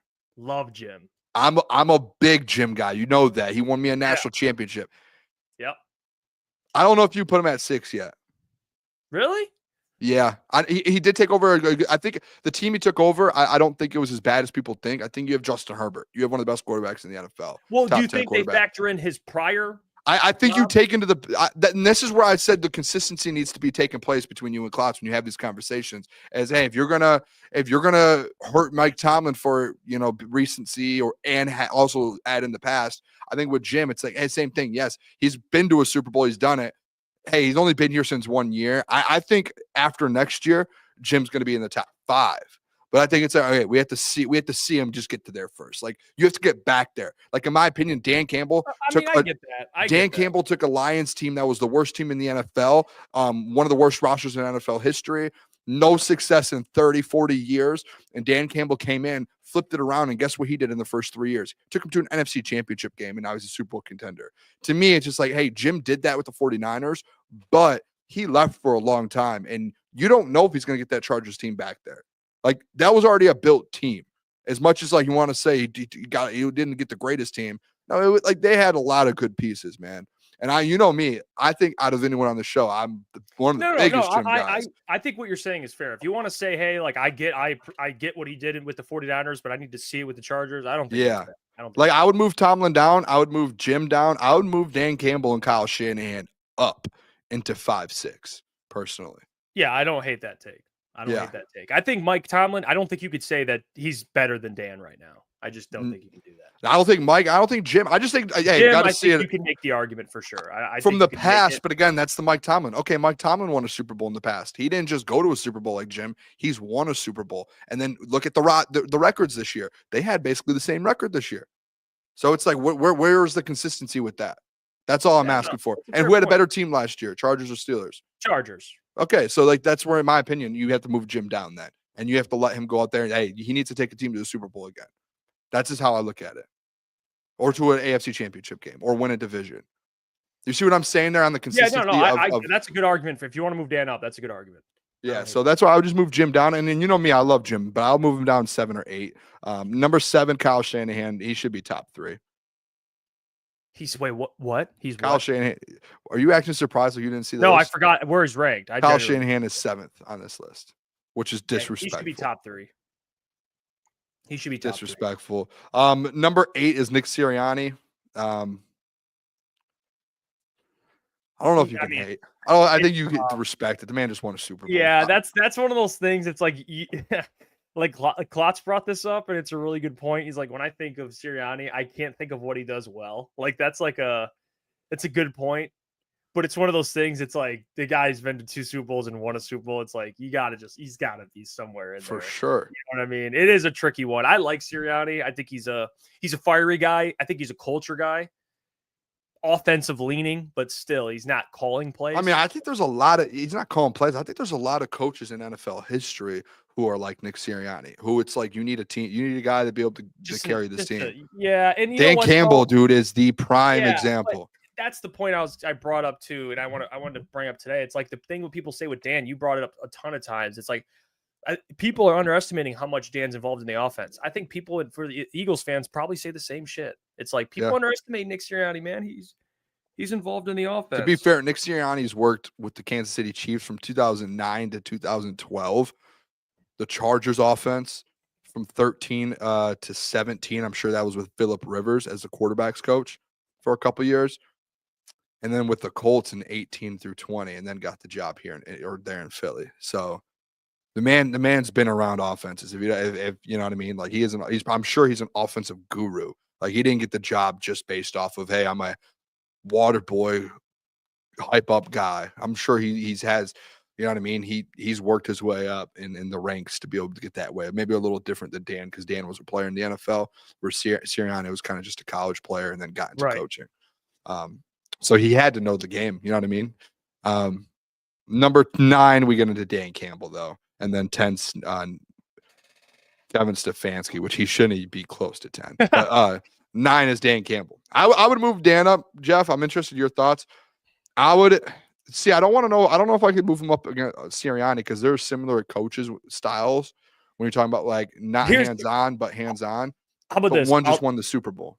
I'll tell you the coaches I would put in front of him, and I'll just do it off my fingers. Andy Reid, Sean McVay, Kyle Shanahan, John Harbaugh. Where are we at? Sean Payton. Okay. Nick Sirianni.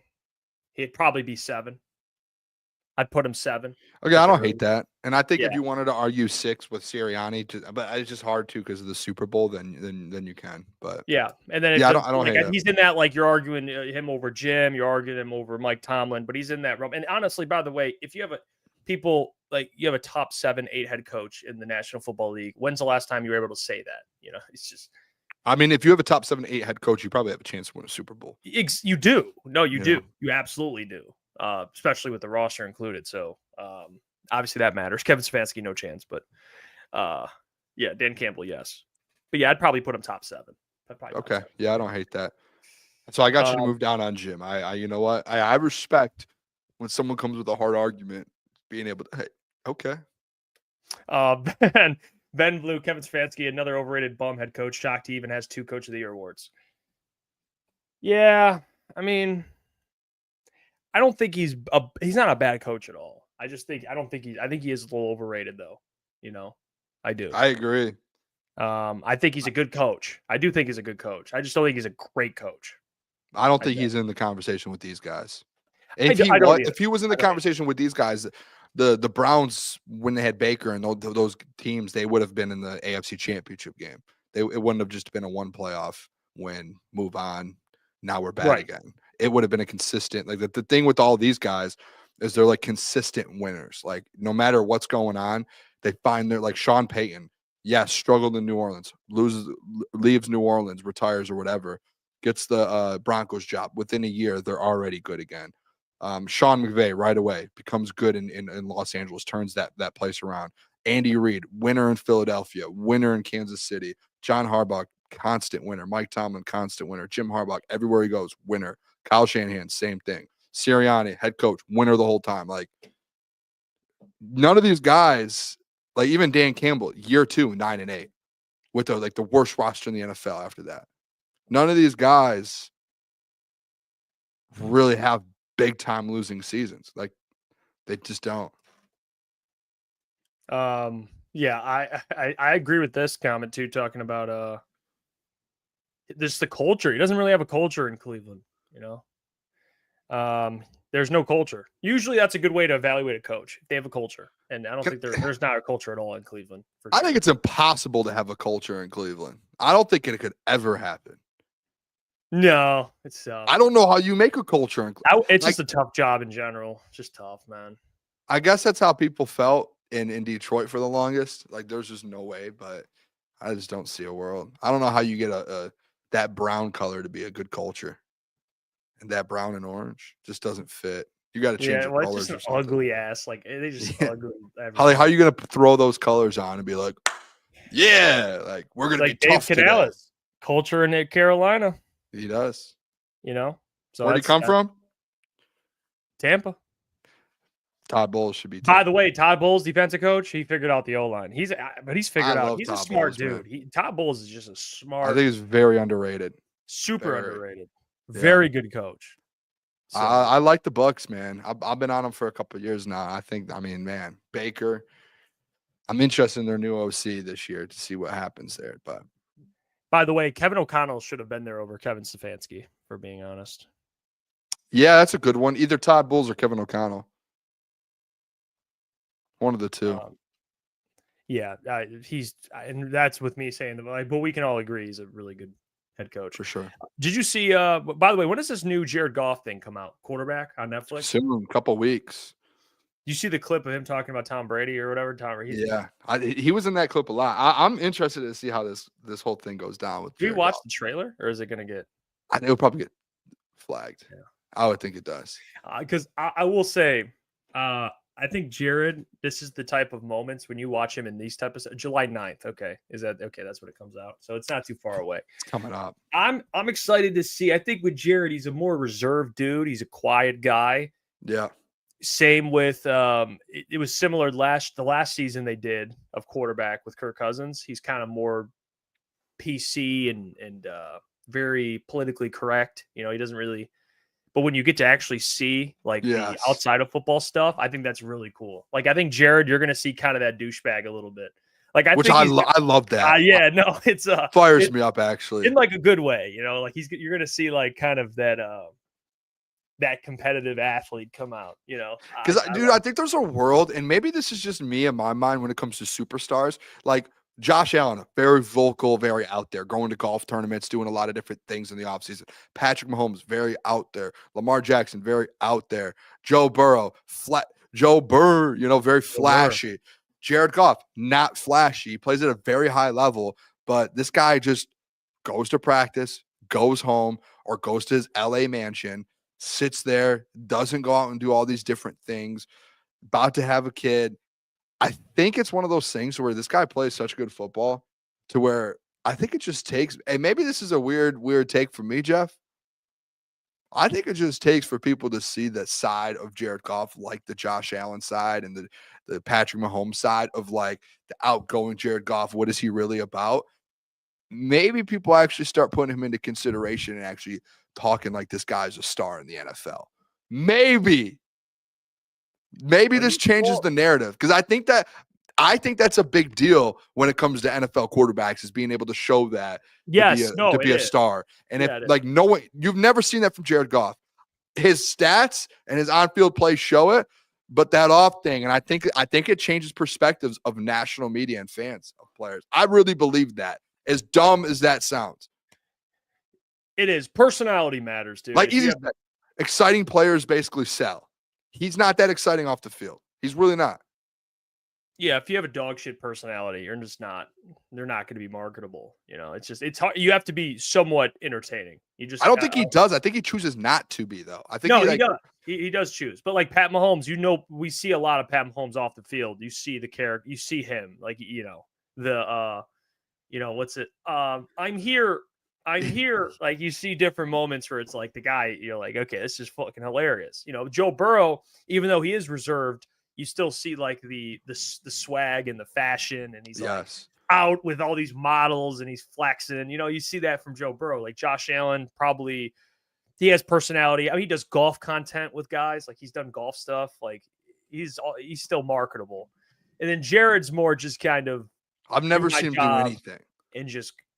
I have my private life, Yeah. The only personality I've seen from Jared as of the last like couple years, besides like little clips here in the media, is when he went fishing with Frank Ragnow. That's was, like, it, most, dude. Personality we've ever seen from Jared. Like, he went on a podcast that was like his friends from like high school, and when he did that, he was literally like, he had them come to his house, and he did it at his couch at his house with his shoes off, with his dog sitting next to him, and they were like drinking and just talking, and it was just like he doesn't do anything. I think that's a knock, not in a bad way, but I think that's what holds maybe some of the Jared Goff like becoming that stardom player and that superstar back. I think, hey, I'll stand on it till I die. I think Jared Goff's top 6, 7 quarterback in the NFL. And a lot of people don't agree with that, but I think if you don't put him there, you're disrespectful based off of his statistics over the last 2 seasons.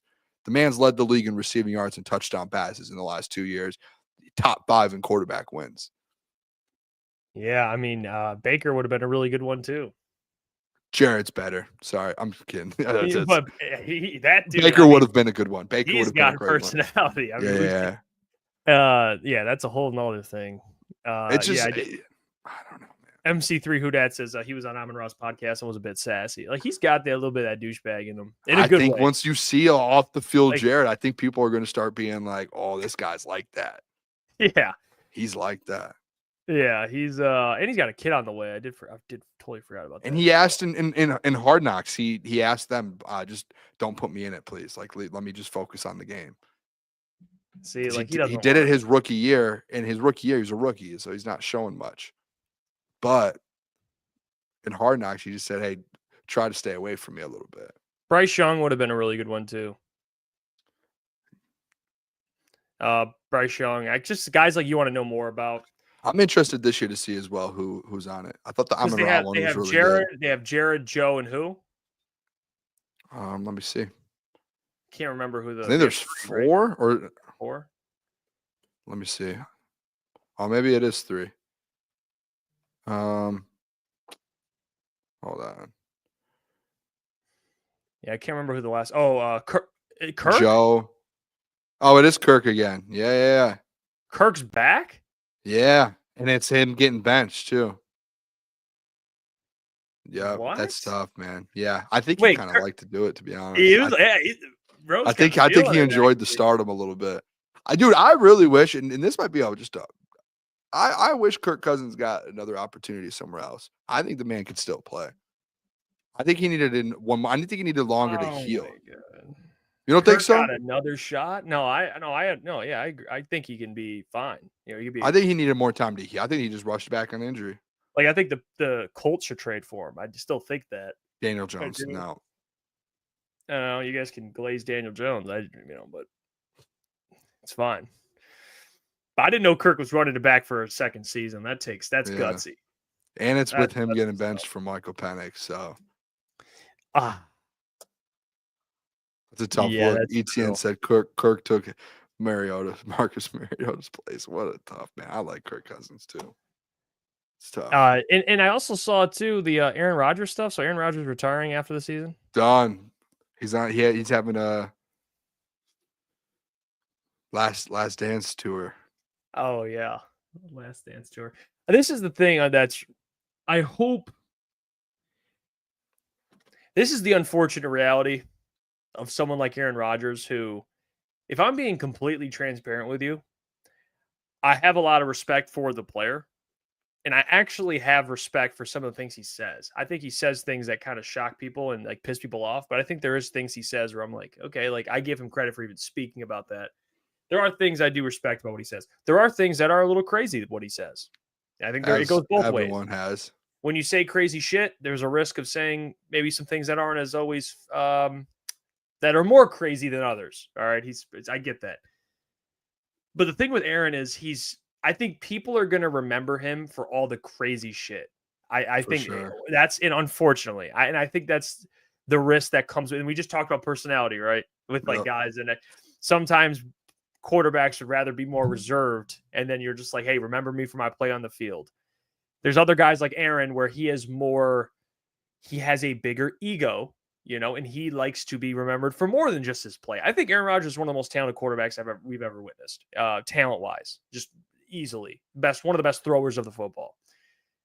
But then he says things and does things, and he stirs up some drama here or there occasionally, and I think that definitely turns off not only the public, but the media.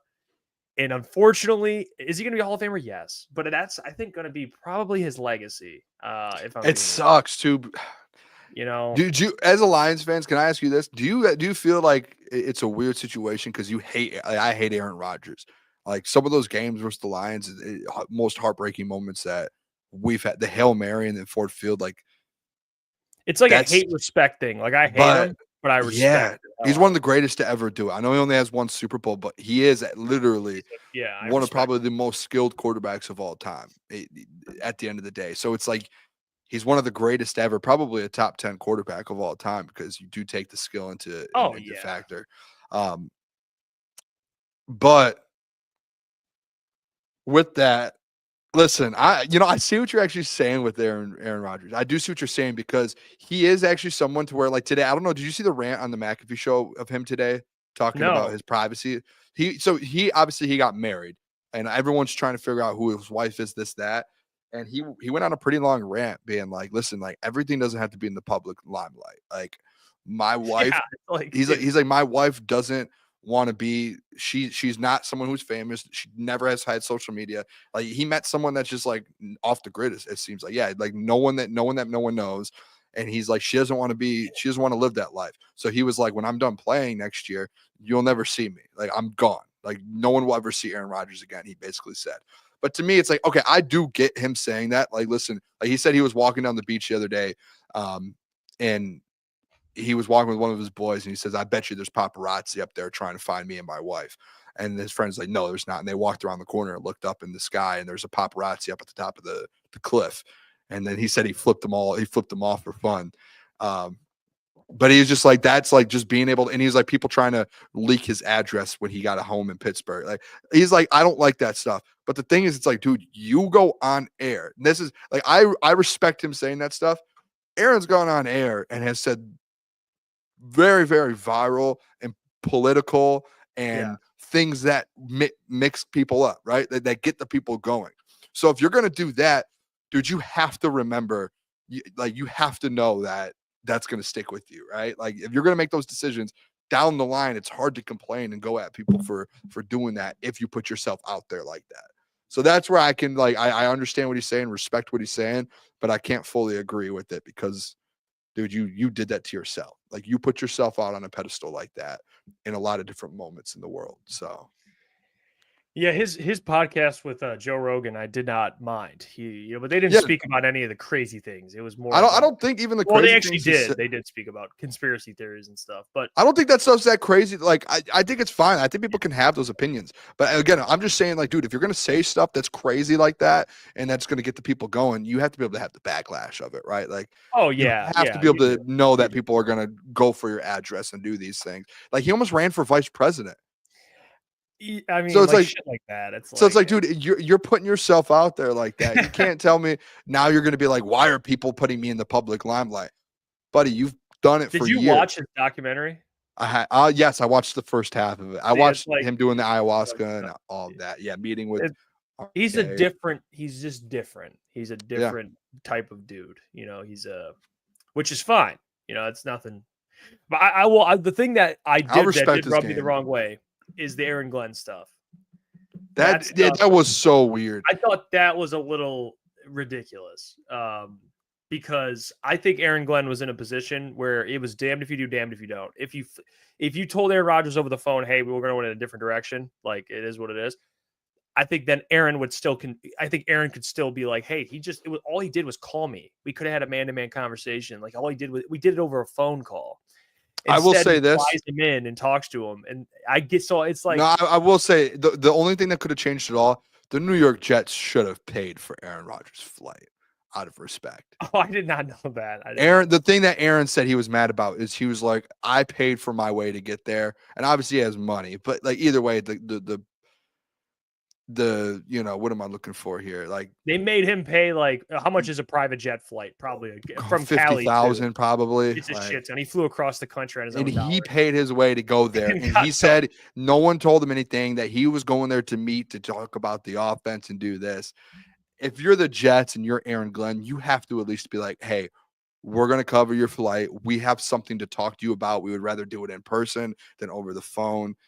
We don't, you know what I mean? Like you do have to be a little transparent in those moments. The man paid $50,000, whatever a private jet is, to go over there to get fired, essentially.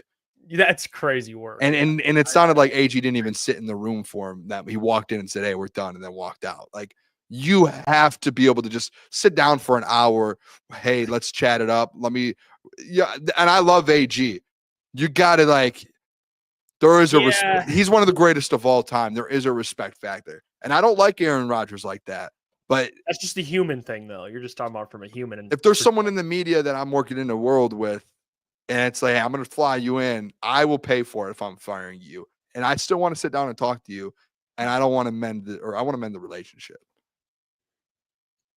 Like, hey, we're going in a different direction. And then he just walks out. Like, dude, you can't just go walk and be like, we're done. Yeah, that is a little crazy. I mean, we could start a little early mailbag. We didn't get to do our Lions mailbag segment yesterday, so no, we didn't. If there's enough mailbag, if people drop enough questions, start throwing them in there. We need to start next week. We'll probably do it next week. Oh, we should probably tell the people as well. Next Thursday, Friday, we're doing a 4-day. We're off for 4 days. Crunch time is next week for the 4th of July. Thursday, Friday, Saturday, Sunday. And then we'll be back Monday. I don't know the date of that. Just so for 3rd, 4th, 5th, and 6th. Yes, and then we'll be back on the 7th. It's like a little 3rd, 4th, mini break in the summer, in the off season here for us. We'll have some stuff scheduled. I'll make sure we got the Macaroon. We'll have Macaroon's video out, some reels. There'll be stuff scheduled, but yeah. All right. Jesse says he's a hypocrite, Booner. Jeff, I have no problem with his political views and shit. He loves to set traps for the media, though, with his takes. Then doesn't like their response. Oh, yeah, I forgot about that. Before we get to mailbag, by the way. Keep dropping your mailbag questions as well. I'll make sure I star them over here. And I'm putting them in a queue. Yeah, before we do get to mailbag, the sponsor of the show in mailbag, let's get to it. That is our friends over at Comer and Cross. So let me tell you about them. Listen, one day installation, concrete, floor, coatings, garages, basements, patios. You guys see the photos there, the visual. You could call the number. Let me get this out of the way so you could see it. 248-834-3488. I'm sure you guys already have, some of you, you guys have your own places. You take care of your places. Then you more than understand that there's going to be things that chip, crack, or stained, whatever it is, your garage floor, your patio. Comer and Cross can take care of it. And right now, Comer and Cross, during their summer installation sale, they're offering 12 months, same as cash, or $500 in savings. $500 in savings. So call the number 248-834-3488. They transform patios, pool decks, basements, and even driveways. They do it all, and they'll move all the stuff out for you. They'll repair the cracks and pits before applying your new stunning floor, guaranteed. Comer and Cross concrete floors never chip, crack, peel like epoxy or paint. So, again, call the number, 248-834-3488. That is 248-834-3488. Or you can book your free estimate, COMER, cross.com. Tell me your friends over at Crunch Time sent you. Make sure you do that. All right, let's get the mailbag here. Huh? Let's do it. I see we already got some questions. Let me see. AG's Burner Mailbag. You guys should get a bag sponsor for Mailbag, like Glad or some other bag company. Well, that would be funny. Yeah, that's it's a tough sell to tell a sponsor to sponsor the end of the show. That's a tough pitch from a marketing standpoint. Mailbag is typically a good segment, though. People love Mailbag. Yeah, that is true. Mailbag. Maybe we get a trash bag company to sponsor it. Who knows? That would be pretty creative. That would be hefty. Mailbag. Yeah. Mailbag. Let's see. Mailbag. Ben Blue. Out of the 4 major sports leagues, NFL, NBA, MLB, NHL, how would you rank them from one easiest to hardest when it comes to rebuilding or becoming a championship contender? That's a great question. That is a great question. I would say MLB's 1. Easiest. Because there's no salary cap. You can just pay if you have the money. Yeah, if you're willing, you just pay for it. Yeah, you can build it. Number 2, I'm going to say the NFL, because worst to first is a thing in the NFL. And I think with the right GM, you can turn around a franchise pretty fast. Me and you are lockstep right now. Number 3, I'm going to go NBA. I think the NBA, and NHL are last. I would probably say NHL last because I think in the NHL, it's harder to draft guys that are immediate impact players. You know, it takes a couple years, and they have a salary cap. The NBA, you can draft guys in the first round. They all play. You know, they all play. Yeah, that's actually fair. The NHL, it's like baseball because you have that kind of minor league system, But except you have the salary cap, and Yeah. it's like it is brutal working with it. I'm sure. So that's what I would go. I would go MLB, NFL, NBA, NHL. Yeah, that's a great one. I'm with you on that one. So that's how I would rank that. All right, let's see the next one. That's a good question though. Ryan, mailbag. What are the Pistons? Who are the Pistons drafting tomorrow or Thursday? I like Sion James and Rasheer Fleming. So I'm gonna be real. This is the first time. You know someone. Alex Tui. Bring the man home. Honestly, this is crazy. This is the first draft since I started in this business that I have not been obsessed with the draft. And I'm going to be honest, I kind of enjoy it. I kind of like it. I like the Pistons not picking high. You know, it's kind of fun. So I don't know the answer to that question. All I'll say is whoever they pick, I'll learn about them then. You already know about him. Alex Tui. Alex Tui. At least Ryan's already on him. I hope they trade up. I hope they trade up into the first round for him too. Mailbag, who's a better coach, McVay or McDermott? I was told it's McDermott. Whoever says McDermott is absolutely high as a kite. It's McVay. I think McDermott doesn't get enough credit, but it is McVay. But McDermott should. I mean, he's probably 11th, 12th on that list that we were talking about earlier. Yeah, that's yeah, it's McVay. It's not even. T, where will Trey Hendrickson be traded to?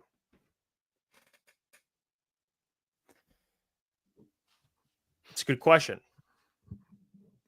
And honestly, I think he's going to get traded for sure. I don't know. It's really a team. It's the team with a lot of money. You know, like that's. I guess it's an easy answer. I guess it's not really. It's a broad answer, but whoever has the most money. How much money do you think the Tampa Bay Buccaneers have? They should have a good amount because they're not paying Baker that much. That would be a squad. Oh, they have $26 million. That would be a team. That would be tough, man. Todd Bowles or Trey Hendrickson. The Commanders. Commanders is a good one as well. They got a rookie quarterback. But yeah, the Bucs, they could be a little more aggressive. Who knows?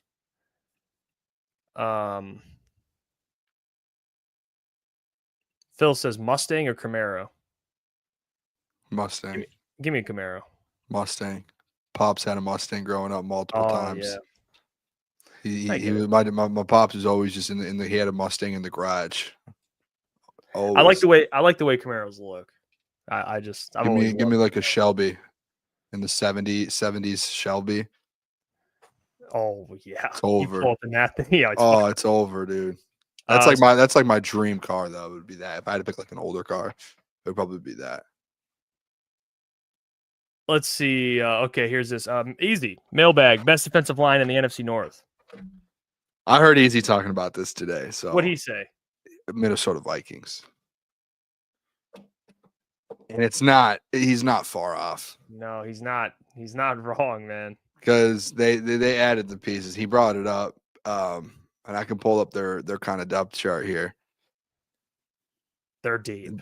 That Vikings defense, they have Jonathan Allen, Harrison Phillips, Javon Hargrave, Jonathan Greenard, Andrew Van Ginkel coming off the edge, Dallas Turner. Who am I missing? There's someone else, I think. Am I missing someone else? Pat, what's his name? Pat Jones? Is he there still? I don't think so. I don't see him on here. Oh, no, he left for the Panthers. Yeah, I don't see him. But either way, Jonathan Allen, Harrison Phillips, Javon Hargrave, Jonathan Greenard, Andrew Van Ginkel, Dallas Turner. That's 6 dudes right there, top to bottom. That's just like the only argument you can have with the Lions is they have Aiden Hutchinson, who clears every single one of them by a mile. And you still have DJ Reader, Aleem, If he's healthy. Honestly, I would have to say the Vikings on that one. Could you guys make an argument? And this is because it's kind of the similar question. It's very similar because you have Penei Sewell, who is clearly the best offensive lineman in the NFC North, just like Hutch is the best defensive lineman in the NFC North. But it's the Vikings, best O-line. Yeah, the Lions no longer have the best O-line. I think you can make an argument. No, it's the Vikings, man. Right now. It's crazy to say. Like it's nuts to think about, but it's true. It's crazy. I don't like talking about that out loud. It's kind of crazy, actually. Jomo says, did any of the boys play college ball? What sport? Different paths on this channel. I coached college ball. Yeah, we have the player in Lucas who played football at Tiffin. Very fine wide receiver, and then he it wasn't the path. Do we have Klotzy's stats, college stats? I don't think I think it was just at that point he realized like this probably isn't the path I'm going on. But I wanted to pull it up and be like 1,200 yards, 18 touchdowns. I would be like 70 catches. I tried guarding Lucas at Tyler Conklin's camp, and I got absolutely destroyed. He's just too big, to be honest. And I'm playing corner. I understand the size. Corner's just absolutely brutal. I did have a pass breakup though. Hey, come on. I got one. Give me the one. Yeah, I was the quarterback. I felt like I put that in a good spot in the corner or the end zone. And then Boone was coaching college basketball. And then I went right into broadcasting. So it's all different. All different paths. And we all ended up here on Crunch Time. So yeah. I guess college ball, Klotzy, I don't know if he even. I gotta ask Klotzy about that Tiffins. I mean, maybe he did play. I don't know if he dressed and played a game or not. I don't know, but he did get recruited and played at Tiffin. So, yeah. All right, next question here. MC3 Hoodad mailbag. Who are we trusting with the team if Dan gets sick, ejected for a game? Well, it'll be Scotty Montgomery. Scotty Montgomery. Yeah, it's gonna be Scotty Montgomery who takes over. There you go. Bottom line mailbag. What round will Taporia KO Charles? Probably round 2. Poor Oliveira, man. Poor dude. Yeah, he's gonna get absolutely destroyed. Unfortunately, Taporia is a scary son of a bitch, man. It's a good card, though. It's a great card. Oh my god! I mean, what kind of mailbag is this? I mean, this is unbelievable. Yeah, we can't choose between two people we like. All right. Yeah, we can't do that. You guys can answer that question, by the way. Weezy out of respect. Weezy or Cartier? Who you saving? You guys answer that. UFM Dad mailbag. Who has the better golf game out of all three of you? It'd be Booner. And on the channel, it'd be Mike and Booner. Klotzy doesn't even play, and me and Caleb are around the same. Respect. Yeah. So it's those two. Still lots of improvement to go too, man. We're still trying to get better over here. Yeah. Love it. It's addicting, but we're battling out here. Jesse mailbag, will you guys be talking about college football in August? I'd like to hear Booner's take. Yes, absolutely. We'll be talking about college football. We've actually had it on the prep for the last 2 days, and it's really not even anything specific. Just hey, let's just start getting some college ball out there. And we've just been pushing it back. So maybe next week or when we get back from the 4th of July, we'll really start ripping some college football. I'm pumped up for the season. I can't wait for college football. Yeah, I can't either, man. I feel like there's going to be a lot of what's the word I'm looking for here? Just like I think it's gonna be fireworks this year. I really do think that. Maybe that's just I just think it's wide open. I really do. MC3 Houdat says mailbag. Do we think Mekhi Wingo becomes something for us? I got confidence in Mekhi. I like Mekhi a lot. Yeah. I think he could be a really good rotational piece. I think he's gonna be. He just hasn't really had an opportunity. Do you think they move? Good player in college, man. Really good. Move him outside. No, I think he's better at the 3-tech spot. I think that's where he could be really good because he can defend the run. He can defend the run. He can rush the passer. He's good. I don't know if he's a pass rusher like that. Like you put him on the edge. But yeah, man, I like Mekhi. He was a solid late round pick from LSU. He did some things there, man. So yeah, I still think he could be something for the Lions. Bottom line mailbag: Diego Lopez or Gene Silva confirmed for UFC Noche. Who wins? Diego Lopez is. I doubted him for too long. He's too fucking good. And we Diego's bet the one against with the him. haircut, right? Yeah. And remember, we bet actually against him, and then we bet on him and won. So Yeah. And then we lost the other part of the parlay. But the Diego one hit. There's really no winning. It's just yeah. But no, yeah, Diego Lopez. I love Diego Lopez. He's a fucking beast. I gained a lot of respect for him. I was sleeping on him for a while. Mike Reed, mailbag. You fellas making any Tigers games? I'm going to a Tigers game on August 23rd after Lions preseason game. I'm pumped for it. Let's go. We got to for sure. We should do a meetup. We were going to do it for the last Pistons game, and we ended up going. But we never actually confirmed and went through. We should do something for a Tigers game. We can we'll get with Chris Castellani or something, and we'll set something up before the game, and then I'll go to the game. That should be actually a pretty fun. That'd be a really good. Yeah, it's a great idea. We got to organize it and actually do it. Go to organizing it. You know what I mean? Putting it together. That'll be fun though. Ben Blue says, mailbag, who on the Lions coaching staff do you think is a sleeper to become a head coach in the next 2 to 3 years? I say David Kelvin Shaw. Shep. Who? No, I'm reading his comment. He said David Shaw. Kelvin Shepard. He'll be a head coach in the next 5 years. Kelvin Shepard will. David Shaw is just a little older, so I don't know if he's past that time. Obviously, there's always opportunities, but honestly, I think the best two. You know what? I'll go Scotty Montgomery. Why not? But I don't think he's a sleeper. Hank Fraley's a great one too. I guess sleeper was the question, but I don't know. Whatever. Yeah, Kelvin or Scotty are next up. They are. Scotty and Kelvin are next up. Definitely. I think Shaw as a sleeper though. I don't mind Shaw. I mean, we're talking about guys like Hank's a good one. If you want to talk sleepers, the fact that we have so many guys that in the future potentially could be head coaches, all right. Still, that means Dan probably did a pretty good job. Casey Rogers. No, I don't know. DC. I don't know. Yeah, DC. I'm trying to think of just pulling out guys out of. I would go Kelvin first and then Casey. Yeah, I'm talking about sleepers. I'm just kind of throwing out names like it's really Kelvin and Scotty. Those are the only two, to be honest. Everyone else ain't gonna do it. We'll see though. Lions fan 222 mailbag Lions. You guys see the Pistons signing Miles Turner in the offseason? You think we trade up in the last first round? Miles Turner, I don't know. I don't know. I just hate that. You know what? With that, it's like the fit with him and Jalen Duren. Who's playing where? It's the same thing like that Mavs. Did you see their projected lineup? They drafted Gafford and they got Lively. It's just and then they're about to get Cooper Flag. They extended. And they got Anthony Davis. Yeah, it's a lot of bigs. Where's that rotation going? Right, you have Cooper Flag playing the 3. What are you doing there? Yeah, I don't know about Miles Turner. I would lean no, even though I love the fit, but just with how the team is operating, I don't know if they'll add him. And do you think they trade up? Yes, I think that's very much in play. I do. They trade up at the end of the first round for Alex Tui. Very fine Australian. Very fine Australian. That's my prediction. I'm going to keep saying it for the next 48 hours until that man is in Detroit. Alex Tui, remember I the can't name, wait. Man. As soon as he'll be on the show next week if he gets drafted by the Detroit Pistons, Jeff. Alex Tui. That's why we gotta manifest. Hey, did you see what Trajan said? He said there's some wings, man. We like. And you know what he said? He said, obviously, playmakers, he said the one thing, competitiveness. I watched one of AT's interviews with the Kings and the Trailblazers yesterday.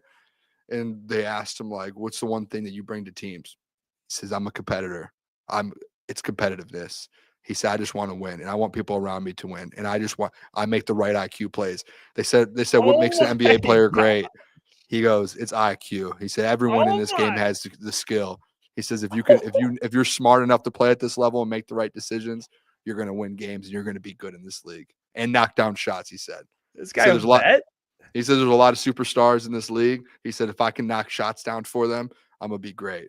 I'm like, dude, AT. I need to call. I text his brother this morning. I said, bro, hey, that guy's got his head on straight, bro. That guy's going to be an absolute dog. I don't know if I said on air, but I had tweeted out. I said a couple weeks ago, I told you this. I had tweeted out and said, we need AT for the 38th pick, Alex Tooley. I got a text for like an hour, and I was like, my friend James said, I heard you're talking, you know what, about AT. I said, bro, what are you talking about? He said, you said he's going to be a second-round pick. He's a first-rounder. I said, I'm manifesting this guy to come to Detroit, man. I don't know what you're talking about. Yeah, he probably is a first-rounder. All right, we'll get out of here. Appreciate you all, man. Much love to you guys. We'll Fun be back show, tomorrow. man. John Macaroon, the doc, will be on. You guys know how it works. Wednesdays at 8:45. So be there. Hey, tomorrow, make sure Rocket Classic, not the Rocket Mortgage Classic, the Rocket Classic. Tomorrow, the Pro-Am. We're going to be out there probably from like 8 a.m. until like 3 or 4 tomorrow, all day long. And Barry Sanders, Jerome Bettis, Dylan Larkin, Jack Fox, Jason Hansen. If you guys are free tomorrow, it's free to go. So make sure you guys come on out. Come out. Well, we'll catch you. You guys have a great rest of your night and a great tomorrow. Peace. Love you guys.